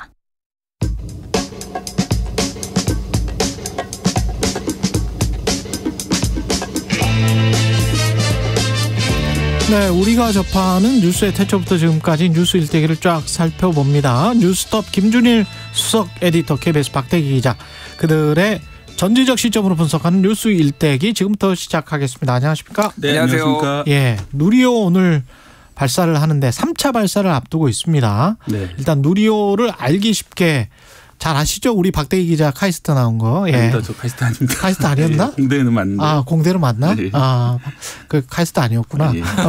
네, 왜 자꾸 이렇게 헷갈리지? 미안합니다. 자, 우리 공대 나왔습니다. 누리호에 대해서 알기 쉽게 설명을 좀 해 주십시오. 네, 그 3단으로 된 발사 로켓이고요. 네. 순수 우리 기술로 만든 첫 번째 위성 발사체라고 보시면 될 거고요. 네. 이때까지 2번 쐈습니다. 2번 다 처음에는 약간 절반의 성공이라고 그래서 문제가 좀 있었지만 두 번째는 완전한 성공을 했었고요. 하지만 이번 3차 발사가 1, 2차 발사랑 다른 점은 처음으로 실용 위성을 싣고 가거든요. 실용 위성. 예, 그전에는 네. 뭐 신호를 보내는 위성 모사체 이런 걸 싣고 갔었는데 또 초소형 위성을 좀 싣고 갔었는데 이번에는 실제로 작동하는 소형급 위성을 싣고 올라가기 때문에 첫 실용 발사다. 그런 점에서 의미가 있는 것이고요. 이게 성공을 한다면은 그 발사체로 위성을 궤도에 올려놓는 그런 어떤 그 상업적인 그런 운전이 가능해지는 그런 의미가 있습니다. 우리가 옛날에 통신위성 한번 쏴 올리지 않았어요? 그건 남의 힘으로 쏴 올린 거구나. 네, 그렇습니다. 그렇죠. 네. 사실 우리나라 위성 기술은 상당히 선진국이라고 해요. 위성은 되게 잘 만드는데 문제는 발사체 같은 경우에는 아무래도 군사 기술로 전용 가능성이 있기 때문에 그렇죠. 뭐 선진국들이 잘 전수를 해주지 않는 그런 문제가 있기 때문에 그때 통신위성 쏴올 때는 미국에서 쏜 것이었고 미국에서 쏠 때도 있고 맞아. 최근에 스페이스X가 워낙 싸게 쏴 올리기 때문에 미국 기술을 많이 이용하고 있습니다. 근데 이 발사체 실용위성을 8기 그러니까 8개나 탑재를 한다는 겁니다. 네, 그중에 사실 중요한 위성은 그 차세대 소형 위성 2호라고 하는 위성이 있고요. 이 위성은 지구 표면에서 그 산림이라든지 그다음에 이제 북극이나 이런 남극의 그런 얼음이라든지 해수면 같은 걸 관찰하는 위성인데요. 그 외에 7개의 초소형 위성이 같이 들어가게 됩니다. 그렇군요. 네, 총 8개입니다. 뭐라고 좀 말 좀 해보세요. 아니 일단은 박대기 기자가 누리호 1, 2차 발사를 할 때 다 현장 취재 고응을 갔던 사람이에요. 그렇죠. 그러니까 저는 오늘 컨셉을 야, 박대기 버스에 무임승차하자. 하지만은 얘기는 해야죠. 그 현장에서 보시면은 좀 감동을 누구나 다 하게 되거든요. 평소에 이제 과학이나 위성에 관심 없던 분들도 많이 감동하시는 것이. 얼마나 떨어져서 봐요, 현장에서? 사실 꽤 떨어졌습니다. 1km 이상 떨어져 있는 1km 떨어져 있구나. 엄청나게 큰 굉음이 다 들리고 뭐 땅이 흔들리 같은 느낌도 드는 정도인데. 그 정도로? 예. 그런데 그게 발사가 엄청나게 빠르게 올라가요. 불과 10분 만에 우주로 날아가는 거잖아요. 그러니까 우리는 항상 그 지구 표면에 붙어가지고 사느라고 우주가 이렇게 가까이 있는지 모르고 살지만은 10분만 올라가면 바로 우주구나. 이런 면을 느낄 수 있다는 점에서 이 광대한 우주 속의 티끌 같은 우리 존재에 대해서 한번 생각해보는 그런 시간이 됩니다. 가서 보시면요. 종교적인 시간이 되는 거고요. 네, 그렇습니다. 이번 누리호의 목표가 18분 58초의 승부다. 그러니까 18분 58초 안에 뭘 그 위성 실용 위성 8개를 잘 흩뿌려 놔야 된다 이겁니까? 예, 정확하게 아시는 거고요. 18분 58초는 총 비행 시간이고 실제로는 발사 13분부터 아까 말씀드린 초소형 위성 소형 죄송합니다. 소형 위성 2호기를 시작으로 해가지고 소형 위성들을 순차적으로 이제 20초 간격으로 이제 분리시키게 되고요. 20초 간격으로. 실제로 이제 발사는 오늘 6시 24분 저녁에 하게 되는데 저녁 7시 50분이 되면은 위성들이 궤도에 안착했는지 여부를 발표를 하게 됩니다. 정부가 브리핑을 할 거고요. 밤 9시가 되면은 위성과 신호를 처음 주고받은 결과를 이제 공개할 예정입니다. 그렇군요. 성공할 것 같습니까? 어떻습니까? 일단 뭐 성공해야지. 알 수는 없죠. 할 수 없는데 성공을 하겠다라는 강한 일념 뭐 이런 것들이 중요한 거는 꺾이지 않는 마음이잖아요. 꺾이지 않는 마음. 6시 24분에 이걸 쏘는 게 이게 조금 의미가 있다고 합니다. 왜냐하면 나로 2차 나로가 아니라 저기 누리호 2차 같은 경우에는 4시에 쐈거든요. 근데 왜 6시 24분이냐? 이게 위성 때문에 그래요. 지금 이번에 쏘아 올리는 차세대 소형 위성 2호 같은 경우에는 전기를 많이 먹습니다. 이게 이제 실제 여기에서 관측을 하는데 전기를 많이 먹어서 항상 태양빛에 노출이 돼 있어야 돼요. 태양빛에. 그러니까 태양광을 이용을 해가지고 이게 계속 이제 작동을 해야 되거든요. 그런데 그 6시 24분에 쏘는 게 소위 말해서 여명 황혼 궤도에 올라가는 거예요. 그러니까 오히려 한낮에 가면은 이게 잘못될 수가 있으니까 여명 황혼 궤도 같은 경우 이때부터 뜨는 거잖아요, 해가. 그러니까 빛을 계속 받는 거예요, 그러니까. 그리고 이제 궤도로 이제 계속 도는 거죠. 제가 좀 설명해 볼게요. 그게 이제 지구가 자전을 하잖아요. 계속 자전을 하고 있기 때문에 만약에 이제 한낮으로 얘가 쏘아 올리게 되면은 낮을 지날 때는 좋지만은 반대쪽으로 가면 밤이 됩니다. 그렇겠지. 그런데 여명 황혼이라고 그래서 지구상에서 밤과 낮이 교차하는 지점으로 계속 돌게 되면은 항상 한쪽은 태양빛을 보고 있어요. 여명 황혼이. 그거는 일종의 이제 늑대 시간 같은 거네. 지상에서. 그렇습니다. 그래서 그 시간이 6시 24분 정도가 우리 황혼 시간인데 이게 적도까지 쏘아 올리는데 뭐 시차가 있으니까 그쪽까지 가게 되면 한 저희가 6시 정도가 되거든요. 그 정도 빛으로도 계속 이렇게 돌 수 있다? 그러니까 한쪽 면은 계속. 한쪽 면은 그 정도만 해도? 그래서 이제 어둠 속으로 안 들어가기 위해서 여명 황혼의 그 길을 따라서 계속 움직이게 됩니다. 그렇구나. 그러면 이게 그게 8개가 다 쏙쏙쏙 이렇게 들어가는 거예요? 제일 큰 위성이 여명 황혼 궤도로 가고요. 나머지 위성들은 또 저마다의 궤도로. 저마다 궤도로 가도 상관없어요. 계속 이게 수명이 얼마나 되는 거예요? 그러니까 왜 이게 문제가 되냐면은 이 소형 위성 2호 같은 경우에는 합성 개구 레이더 SAR이라고 하는데 이거를 이제 지구 표면에 쏴가지고 이 형태를 파악하는 건데 이게 전기를 엄청 먹는다라는 거예요. 이것만. 그러니까 도는데 전기가 들어가는 게 아니라 그 레이더를 쏘는데 전기가 많이 들어가니까 태양광을 항상 받아야 되니까 얘는 거기다 쏘고 나머지는 나노급 위성인데 10kg 정도밖에 안 돼. 완전 작아요. 그러니까. 얘들은 다 각자의 목표가 있는데 얘들은 뭐 이제 그런 태양광이 필요하지 않으니까 각자의 궤도로 다 들어가는 거죠. 작은 스마트폰만한 위성들이죠. 나머지. 그래요? 스마트폰 정도밖에 안 돼요? 크기가? 아이패드 정도라고 해야 되겠네요. 그 정도 크기의 위성들인데. 그러면 걔들은 올라가가지고 뭐 하는 거예요? 걔들도 나름대로 의무가 있고, 그러니까 임무가 있고요. 그렇죠. 뭐 예를 들어서 한 위성 같은 경우에는 우주에서 작동하는 컴퓨터를 개발하는 그런 임무를 가지고 있고 제대로 작동하고 있는지 컴퓨터가 확인하는 게 있고요. 또 하나는 거기 풍선을 싣고 갑니다. 풍선을 터뜨려 가지고 약간 마찰을 늘려 가지고 지구로 다시 떨어지는. 그러니까 위성을 쓰레기를 회수한다고 그러죠. 지구로 다시 떨어뜨려 가지고 쓰레기를 회수하는 그런 위성도 있고요. 좀 이름이 귀여운 위성이 있습니다. 도요셋이라는 위성이 있는데요. 도요셋? 도요셋에서 이름을. 도요셋 아닌가? 도요셋. 그 위성이 4개가 있는데. 도요셋, SAT? 도요셋 위성이 4개가 있는데. 세틀라이트? 4개가 함께 비행을 하면서 좀 입체적인 측정을 하기 위해서 4개가 함께 비행을 하게 되는데요. 그렇군요. 뭐 그런 위성들 각자 임무를 가지고 이렇게 발사가 됩니다. 이게 지금 저 민간기업 한화 에어로스페이스가 이번에 기술 이전을 받아가지고 하는 겁니까?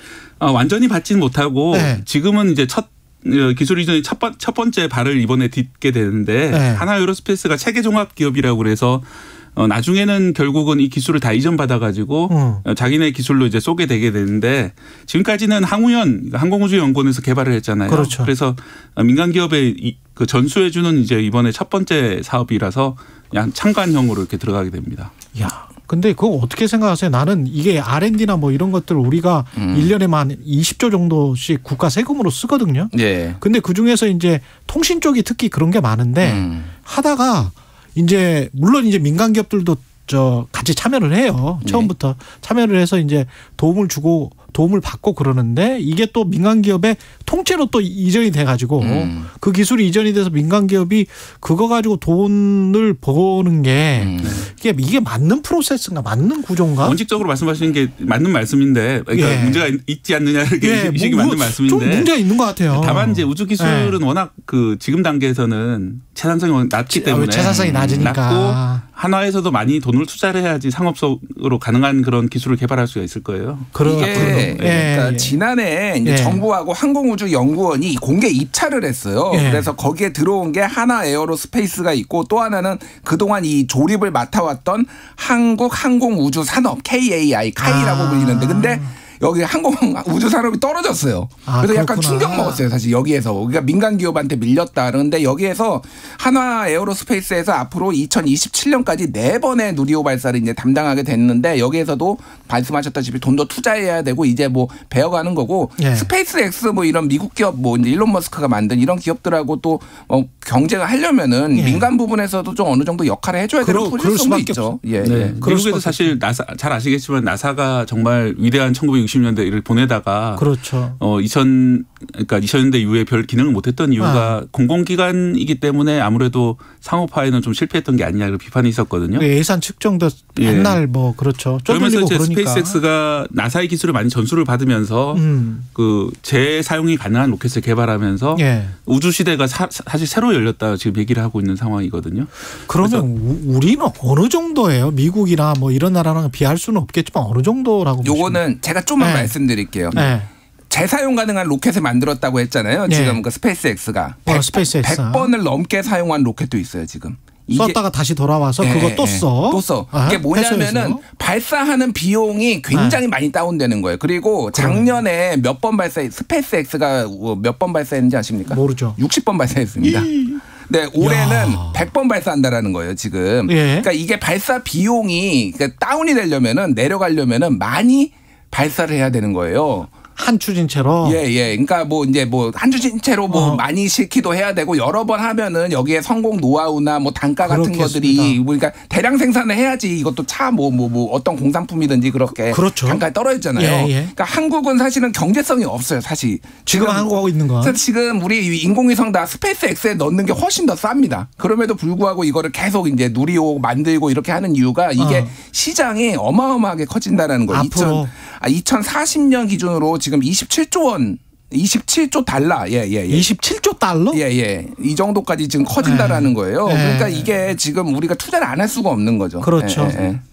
이게 아마 저 자율주행차나 이쪽으로 가면은 안에서 지금 지구 내에서의 어떤 플랫폼뿐만이 아니고 네트워크뿐만이 아니고 위성으로도 완벽하게 뭔가를 그 보장을 해줘야 되기 때문에 자율주행차 시대에서는 결국 엄청나게 필요할 것 같습니다. 일론 머스크가 왜 하필 우주냐에 대해서 그렇게 설명도 하긴 하는데요. 그 외에도 사실 위성이 하는 역할이 무척 많이 있습니다. 예를 들어서 위성으로 지구를 감시를 하면은 어떤 작물이 얼마만큼 자라고 있는지를 실시간으로 파악할 수 있거든요. 그것도 돼요? 그러면 이제 예를 들어서 선물 투자하는 사람들은 올해 밀 선물 가격이 어떻게 변할 것이다 이런 거 예상을 할 수가 있고 뭐 좀 이롭게 좀 사회를 쓰자면은 어느 지역에서 식량이 어느 정도 부족하다는 걸 미리 알 수 있기 때문에 그런 게 도움이 되기도 하고요. 예를 들어서 지금도 쓰는 기술인데 쇼핑몰의 외부 주차장을 촬영을 해서 어느 지역의 경기가 얼마나 활성화돼 있다 이런 걸 실시간으로 측정을 해서 월마트가 뭐 위성이 옛날부터 뭐 10개씩 있고 그런 이유가 그런 거네요. 그런 것도 확인을 하고 또 이제 정유탑 그러니까 기름을 채워놓은 탑이 얼마나 차 있는지를 그 그늘을 통해서 탑의 그늘을 통해서 확인할 수 있거든요. 뭐 그런 걸 통해서 지금 석유 재고가 얼마나 쌓이고 있다 이런 것들을 확인을 해서 투자를 하는 식으로. 요거 하나 말씀드릴게요. 2021년 기준으로 지금 인공위성이 12,000개 정도가 지금 발사가 돼가지고 돌고 있어요. 그중에서 뭐 떨어진 것도 있겠죠. 12,000개. 근데 지금 스페이스X에서 스타링크 프로젝트를 하는데 42,000개 쏜답니다. 스타링크 프로젝트를 해서 전 위성을 다 연결하는 게 얘네 목표예요. 그러니까 얼마나 많이 앞으로 쏠지. 멋지다. 그러면 한국도 여기에 이제 열심히 올라타야 되는 이제 그런 상황인 거죠. 이번에 이제 위성 8개를 쏘는데 스페이스X 같은 경우 아까 스타링크 같은 경우에는 한 번에 위성을 갖다 수십 개씩 싣고 가서 이렇게 그 덩어리로 거의 쏘는 그런 식으로 쏘거든요. 아니 근데 거기는 교통 체증이 일어나가지고 막 서로 부딪히고 이런 일은 없습니까? 네, 그런 걸 이제 정밀하게 제어하는 기술이 있는 거죠.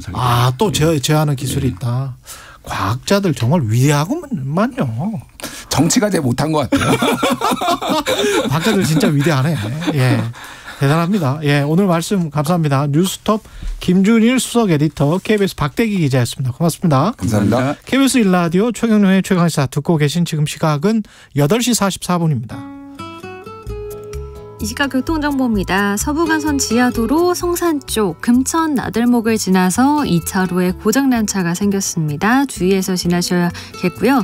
같은 방향 서부간선도로는 고척교부터 목동교 사이 제속도 못 내고 있습니다. 강변북로 구리 방향은 행주대교에서 반포대교까지 정체 이어지고요. 반대 일산 방향은 강동대교에서 성수대교 그리고 한남대교부터 마포대교 사이 밀리고 있습니다. 북부가선도로 구리 방향은 월릉에서 구리나들목 쪽으로 정체가 심한 편이고요. 반대 도심 방향 신내에서 하월곡 사이도 많이 막히고 있습니다. 내부순환도로 성산 방향은 정릉터널 입구에서 성산 램프까지 막히고요. 분당수소로 도심 방향은 복정부터 청담대교 남단까지 출근 정체 이어지고 있습니다.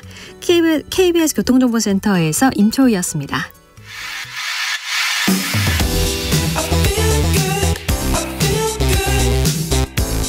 세상에 이익이 되는 방송 최경영의 최강시사. 네, 간호법 둘러싼 의료계 갈등 계속 인터뷰하고 있는데요. 지난 월요일은 간호법 관련해서 대한간호협회 입장 들어봤고요. 다른 입장 들어보겠습니다. 대한간호조무사협회 곽지연 회장 전화로 연결돼 있습니다. 안녕하세요. 네, 안녕하세요. 예, 지금 제정을 반대하는데 이유가 가장 큰 이유가 뭘까요? 네, 저희 간호조무사협회 입장으로서 반대하는 이유는 크게 두 가지로 볼 수 있는데요. 첫 번째 지역사회라는 것입니다. 예. 네, 지금 현재 간호조무사들이 간호사의 한 3배 정도 숫자가 그 지역사회에서 근무하고 있습니다. 근데 지역사회가 간호법이 이렇게 그대로 제정됐을 때는 간호조무사들이 그곳에서 근무하는 그런 게 기준이 그러니까 저희가 대학병원하고 병원급에서는 간호사 지도 감독을 받아야 되거든요. 예. 이제 간호법이 그대로 제정되면 똑같이 그 법이 그대로 적용이 되기 때문에 예. 장기요양기관에서 간호사 지도 감독을 받아야 됩니다. 물론 당연히 간호사 지도 감독 받는 건 너무나 당연한 건데 예. 장기요양기관에서는 간호 인력이 1명 또는 2명밖에 필요하지 않기 때문에 우선순위로 간호사를 채용하고 그다음 간호조무사를 채용하다 보면 간호조무사가 일자리가 많이 상실되는 거죠. 그런 것들에 대한 우려가 있고요. 또 두 번째는 간호조무사가 지금 현행 의료법에는 간호조무사 그 시험에 응시하려고 하는 응시 자격이 특성화고등학교에서 간호 관련 학을 공부한 자 또는 간호학원에서 1년 동안 실습과 이론을 이수한 자에게만 응시 자격을 주고 있거든요. 예. 네, 이것이 의료법에는 이제 의료법도 이게 잘못되어 있는 법인데 그것들을 그대로 수정하거나 보완하지 않고 그대로 간호법으로 가져오는 것이 위헌이라고 생각합니다. 예. 그러니까 크게 두 가지로. 네. 예. 일자리 상실의 우려가 있다. 그러니까 무슨 요양병원이나 이런데 간호사를 우선 채용하지 간호조무사를 채용하겠느냐. 한두 명 만약에 채용을 한다면 그런 말씀이시고 두 번째는 응시 자격은 그러면 어떻게 고치는 게 맞다고 보시는 거예요? 간호조무사협회에서는? 네, 저희가 2016년에도 저희가 응시 자격을 이렇게 딱 두 가지만 해놓은 것도 위헌 소지가 있다고 저희가 얘기를 하셨고요. 네. 저희가 지금 보면은 본인들에게 선택권이 저는 주어져야 된다고 생각합니다. 간호조무사가 꼭 대학에서 배출돼야지만 더 역량이 더 높고 이런 게 아니고 본인들이 대학에서 공부하고 싶은 분, 또 학원에서 공부하고 싶은 사람, 특성화고등학교에서 공부하고 싶은 사람 선택권이 주어져야 되는데 지금 현재는 대학에서 저희가 간호 실무학과가 있다고 해더라도 거기서 공부한 사람들이 다시 간호조무사를 응시하려면 말씀드린 대로 학원을 또 다시 다녀야 됩니다. 그게 너무 부당한 거죠. 불합리한 거죠. 불합리하다. 네. 지금 간호조무사의 처우나 이런 거는 어느 정도인가요? 처우가 지금 이제 이제 1차 의료기관, 대학병원급에서는, 병원급에서는 이제 노조도 있고, 어느 정도 병원에 이제 규정된 것들이 있어서 좀 괜찮은데, 아마 국민이 아플 때 가장 먼저 만나는 그 동네 의원에서 간호조무사가 한 70%, 80% 근무하고 있잖아요. 그래서 물론 이제 병원마다 좀 차이가 있지만 아주 좀 열악한 급여 환경을 갖고 있습니다. 그것 또한 이제 저희가 앞으로 협회에서 회원들을 위해서 저희가 개선해야 될 것 중에 하나라고 생각합니다. 간호조무사를 하다가 내가 더 자격을 따고 싶다라고 해서 간호사가 되시는 분들도 많지 않을까요? 네, 많이 있습니다. 그러면 현행은 지금은 그 간호조무사 경력을 가지시고요. 저희가 편입을 하는 경우도 있고, 아니면 간호대로 그냥 다시 입학해서 가는 경우. 네. 근데 이제 늘 간호협회에서는 지금 간호조무사가 간호사가 되기 위한, 좀 편하게 간호사가 되기 위한 길을, 학교를 열어주겠다. 굳이 간호조무학과가 필요하겠느냐, 이렇게 말씀을 하시는데요. 그러면 이제 조금 약간 좀 위험한 발언이시고요. 현재도 지금 말씀하신 것처럼 간호사가 되고 싶으면 저희가 편입을 하거나 똑같이 간호대학을 가면 됩니다. 저희 현장에 있는 분들 중에 대다수가 100%가 다 간호사가 되고 싶지는 않습니다. 우리나라 모든 간호 인력이 간호사만으로 이루어질 수는 없지 않습니까? 현장에 저도 그렇고 근무하고 있는 간호조무사는 간호조무사로도 국민들하고 만나는 게 굉장히 행복하고 만족합니다. 때문에 간호사가 되고 싶은 생각이 없는데 굳이 저희 보고 간호사가 되기 위한 길을 열어줄 테니 너희 학과는 필요 없다, 이렇게 말씀하시는 건 약간 맞지 않다고 생각합니다.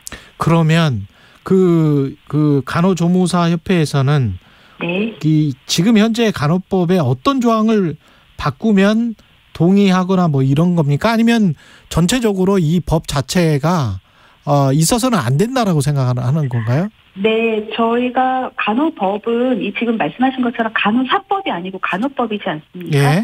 처음부터 여기에 간호법안의 대상자는 간호사, 간호조무사입니다. 당연히 두 단체가 만나서 처음부터 법을 같이 저희가 제정하고 필요한 것들을 제정했다고 하면 저희가 간호법을 찬성해야 되는 게 너무나 합당한데 그렇지 않고 어느 한 간호법인데도 간호사만에 위한 이런 것들이 조항들로만, 특히나 또 저희에 대한 위헌적인 요소 같은 것들이 들어있는 상태의 간호법안은 절대 저희가 찬성을 할 수 없고요.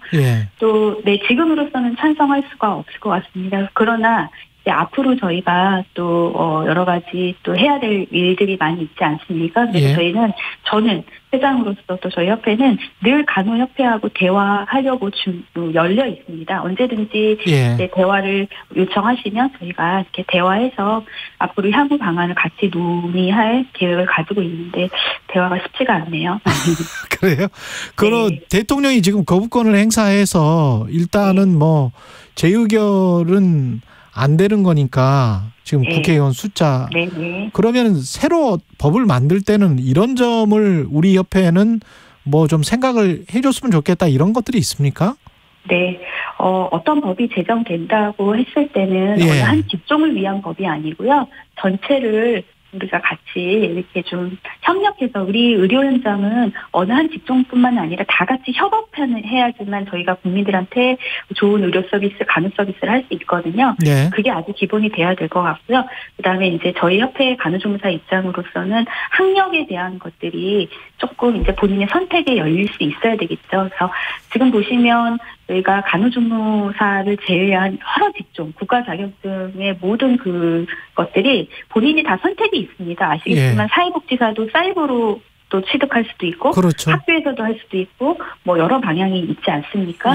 평생교육원도 있고. 그렇지만 그들이 사회복지사 2급이라고 해서 그들이 어디 취업을 했을 때 사이버라서 급여가 더 적고 뭐 이런 건 아니지 않고, 그 자격으로 저희가 인정받고 하는 거기 때문에 간호조무사도 학교, 뭐 특성화고등학교, 또 간호학원, 본인의 국민이라면 누구나 기본으로 누릴 수 있는 기본권이 좀 보장되는 이런 것들이 제일 우선순위 돼야 될 것 같습니다. 그러니까 그 의료법에도 나와 있고 기존에 그리고 간호법에 들어가 있는 이 고졸이라는 이 단어를 그러면 없애버리면 되는 거예요? 네, 뭐 특성화고등학교 또는 간호학원 등이라는 말 하나만 붙이시면, 등은 이제 뭐 학교에서도 가능하고 뭐 평생교육원에서 가능하고 다 이럴 수 있거든요. 그래서 등자를 하나 네, 넣은 걸 저희가 원래 사실은 있었습니다. 네. 있었는데 이제 그 간호협회 전 그 회장님께서 국회의원으로 계실 때 그 등자를 빼버리신 거죠. 아, 그랬다. 그래서 저희가 그래서 실제는 전문 그 평택에 있는 국제대학교에서 간호실무학과가 열렸고요. 네, 1학년, 2학년 다 배출이 됐고 또 우리가 일시적으로 커리큘럼 때문에 잠깐 중단한 사이에 그 제 법을 제정을 하셨더라고요. 그 회장님께서 국회의원이실 때. 그러면 그 지역사회 문구와 관련해서는 의협 쪽에서는 그 반대하잖아요. 네. 예, 지역사회에서 개원을 할 가능성도 있다. 그것은 이제 처음에 간호법이 제정될 때는 그런 우려가 있었는데요. 예. 지금 이제 물론 이제 지금 아니고 마지막에 이제 좀 이렇게 수정 보완된 것에서는 그런 가능성은 전혀가 없고요. 네. 다만 이 지역사회에서 저희가 지금 간호협회에서는 간호 돌봄 이렇게 돌봄을 하겠다고 말씀하시는데 사실 저희는 간호 인력하고 돌봄 인력하고는 조금 이렇게 좀 차이가 있습니다. 돌봄 인력은 아무래도 사회복지 측면이고요. 예. 저희는 간호 파트이기 때문에 지역사회가 간호사만이 할 수 있는 마치 간호사만 있으면 지역사회에서 국민들에게 할 수 있게끔 이런 혼동을 주는 이런 문구는 조금 맞지 않기 때문에 지역사회를 라는 것은 아예 이제 삭제가 돼야 되는 게 맞는 것 같습니다. 지역사회는 아예 삭제가 되는 게 맞다. 그런데 간호조무사협회는 그런 식의 어떤 일자리가 늘어나는 것들, 그런 돌봄 센터 같은 것들이 많이 만들어지는 것은 찬성을 하실 것 같네요. 네, 그런 차원에서 찬성하지만 그 돌봄 차원에서 간호조무사 또 간호사만의 그 일자리가 늘어나는 게 아니고요. 우리나라 모든 보건의료 인력들 있지 않습니까? 임상정의사도 있고 물리치료사도 있고 이런 보건의료인들이 함께 공존할 수 있는 그런 일자리가 저희가 만들어져야지만 국민들에게 그 더 많은 서비스를 할 수가 있거든요. 그렇기 때문에 어느 한 직종만 저희 간호사, 간호조무사만을 위한 것은 아니라고 생각합니다. 간호법은 지금 간호사라는 직종만 너무 법입니다. 네. 그들을 위한 법이다 이렇게 지금 주장을 하고 계시는 거죠? 아니라고 계속 그 간호협회에서는 말씀하지만 문구 하나하나 다 따져보면 간호사법이지 간호법은 아니라고 생각합니다. 여기까지 말씀 듣겠습니다. 대한간호조무사협회 곽지연 회장이었습니다. 고맙습니다. 감사합니다. 예. 최경영의 최강시사 오늘은 여기까지고요. 잠시 후 9시 10분에 이현주 전 의원 그리고 김종대 전 의원과 함께 이슈 오도독 열립니다. 유튜브로 검색해서 들어오시면 되겠습니다. 오늘은 여기까지 최경영의 최강시사였습니다. 고맙습니다.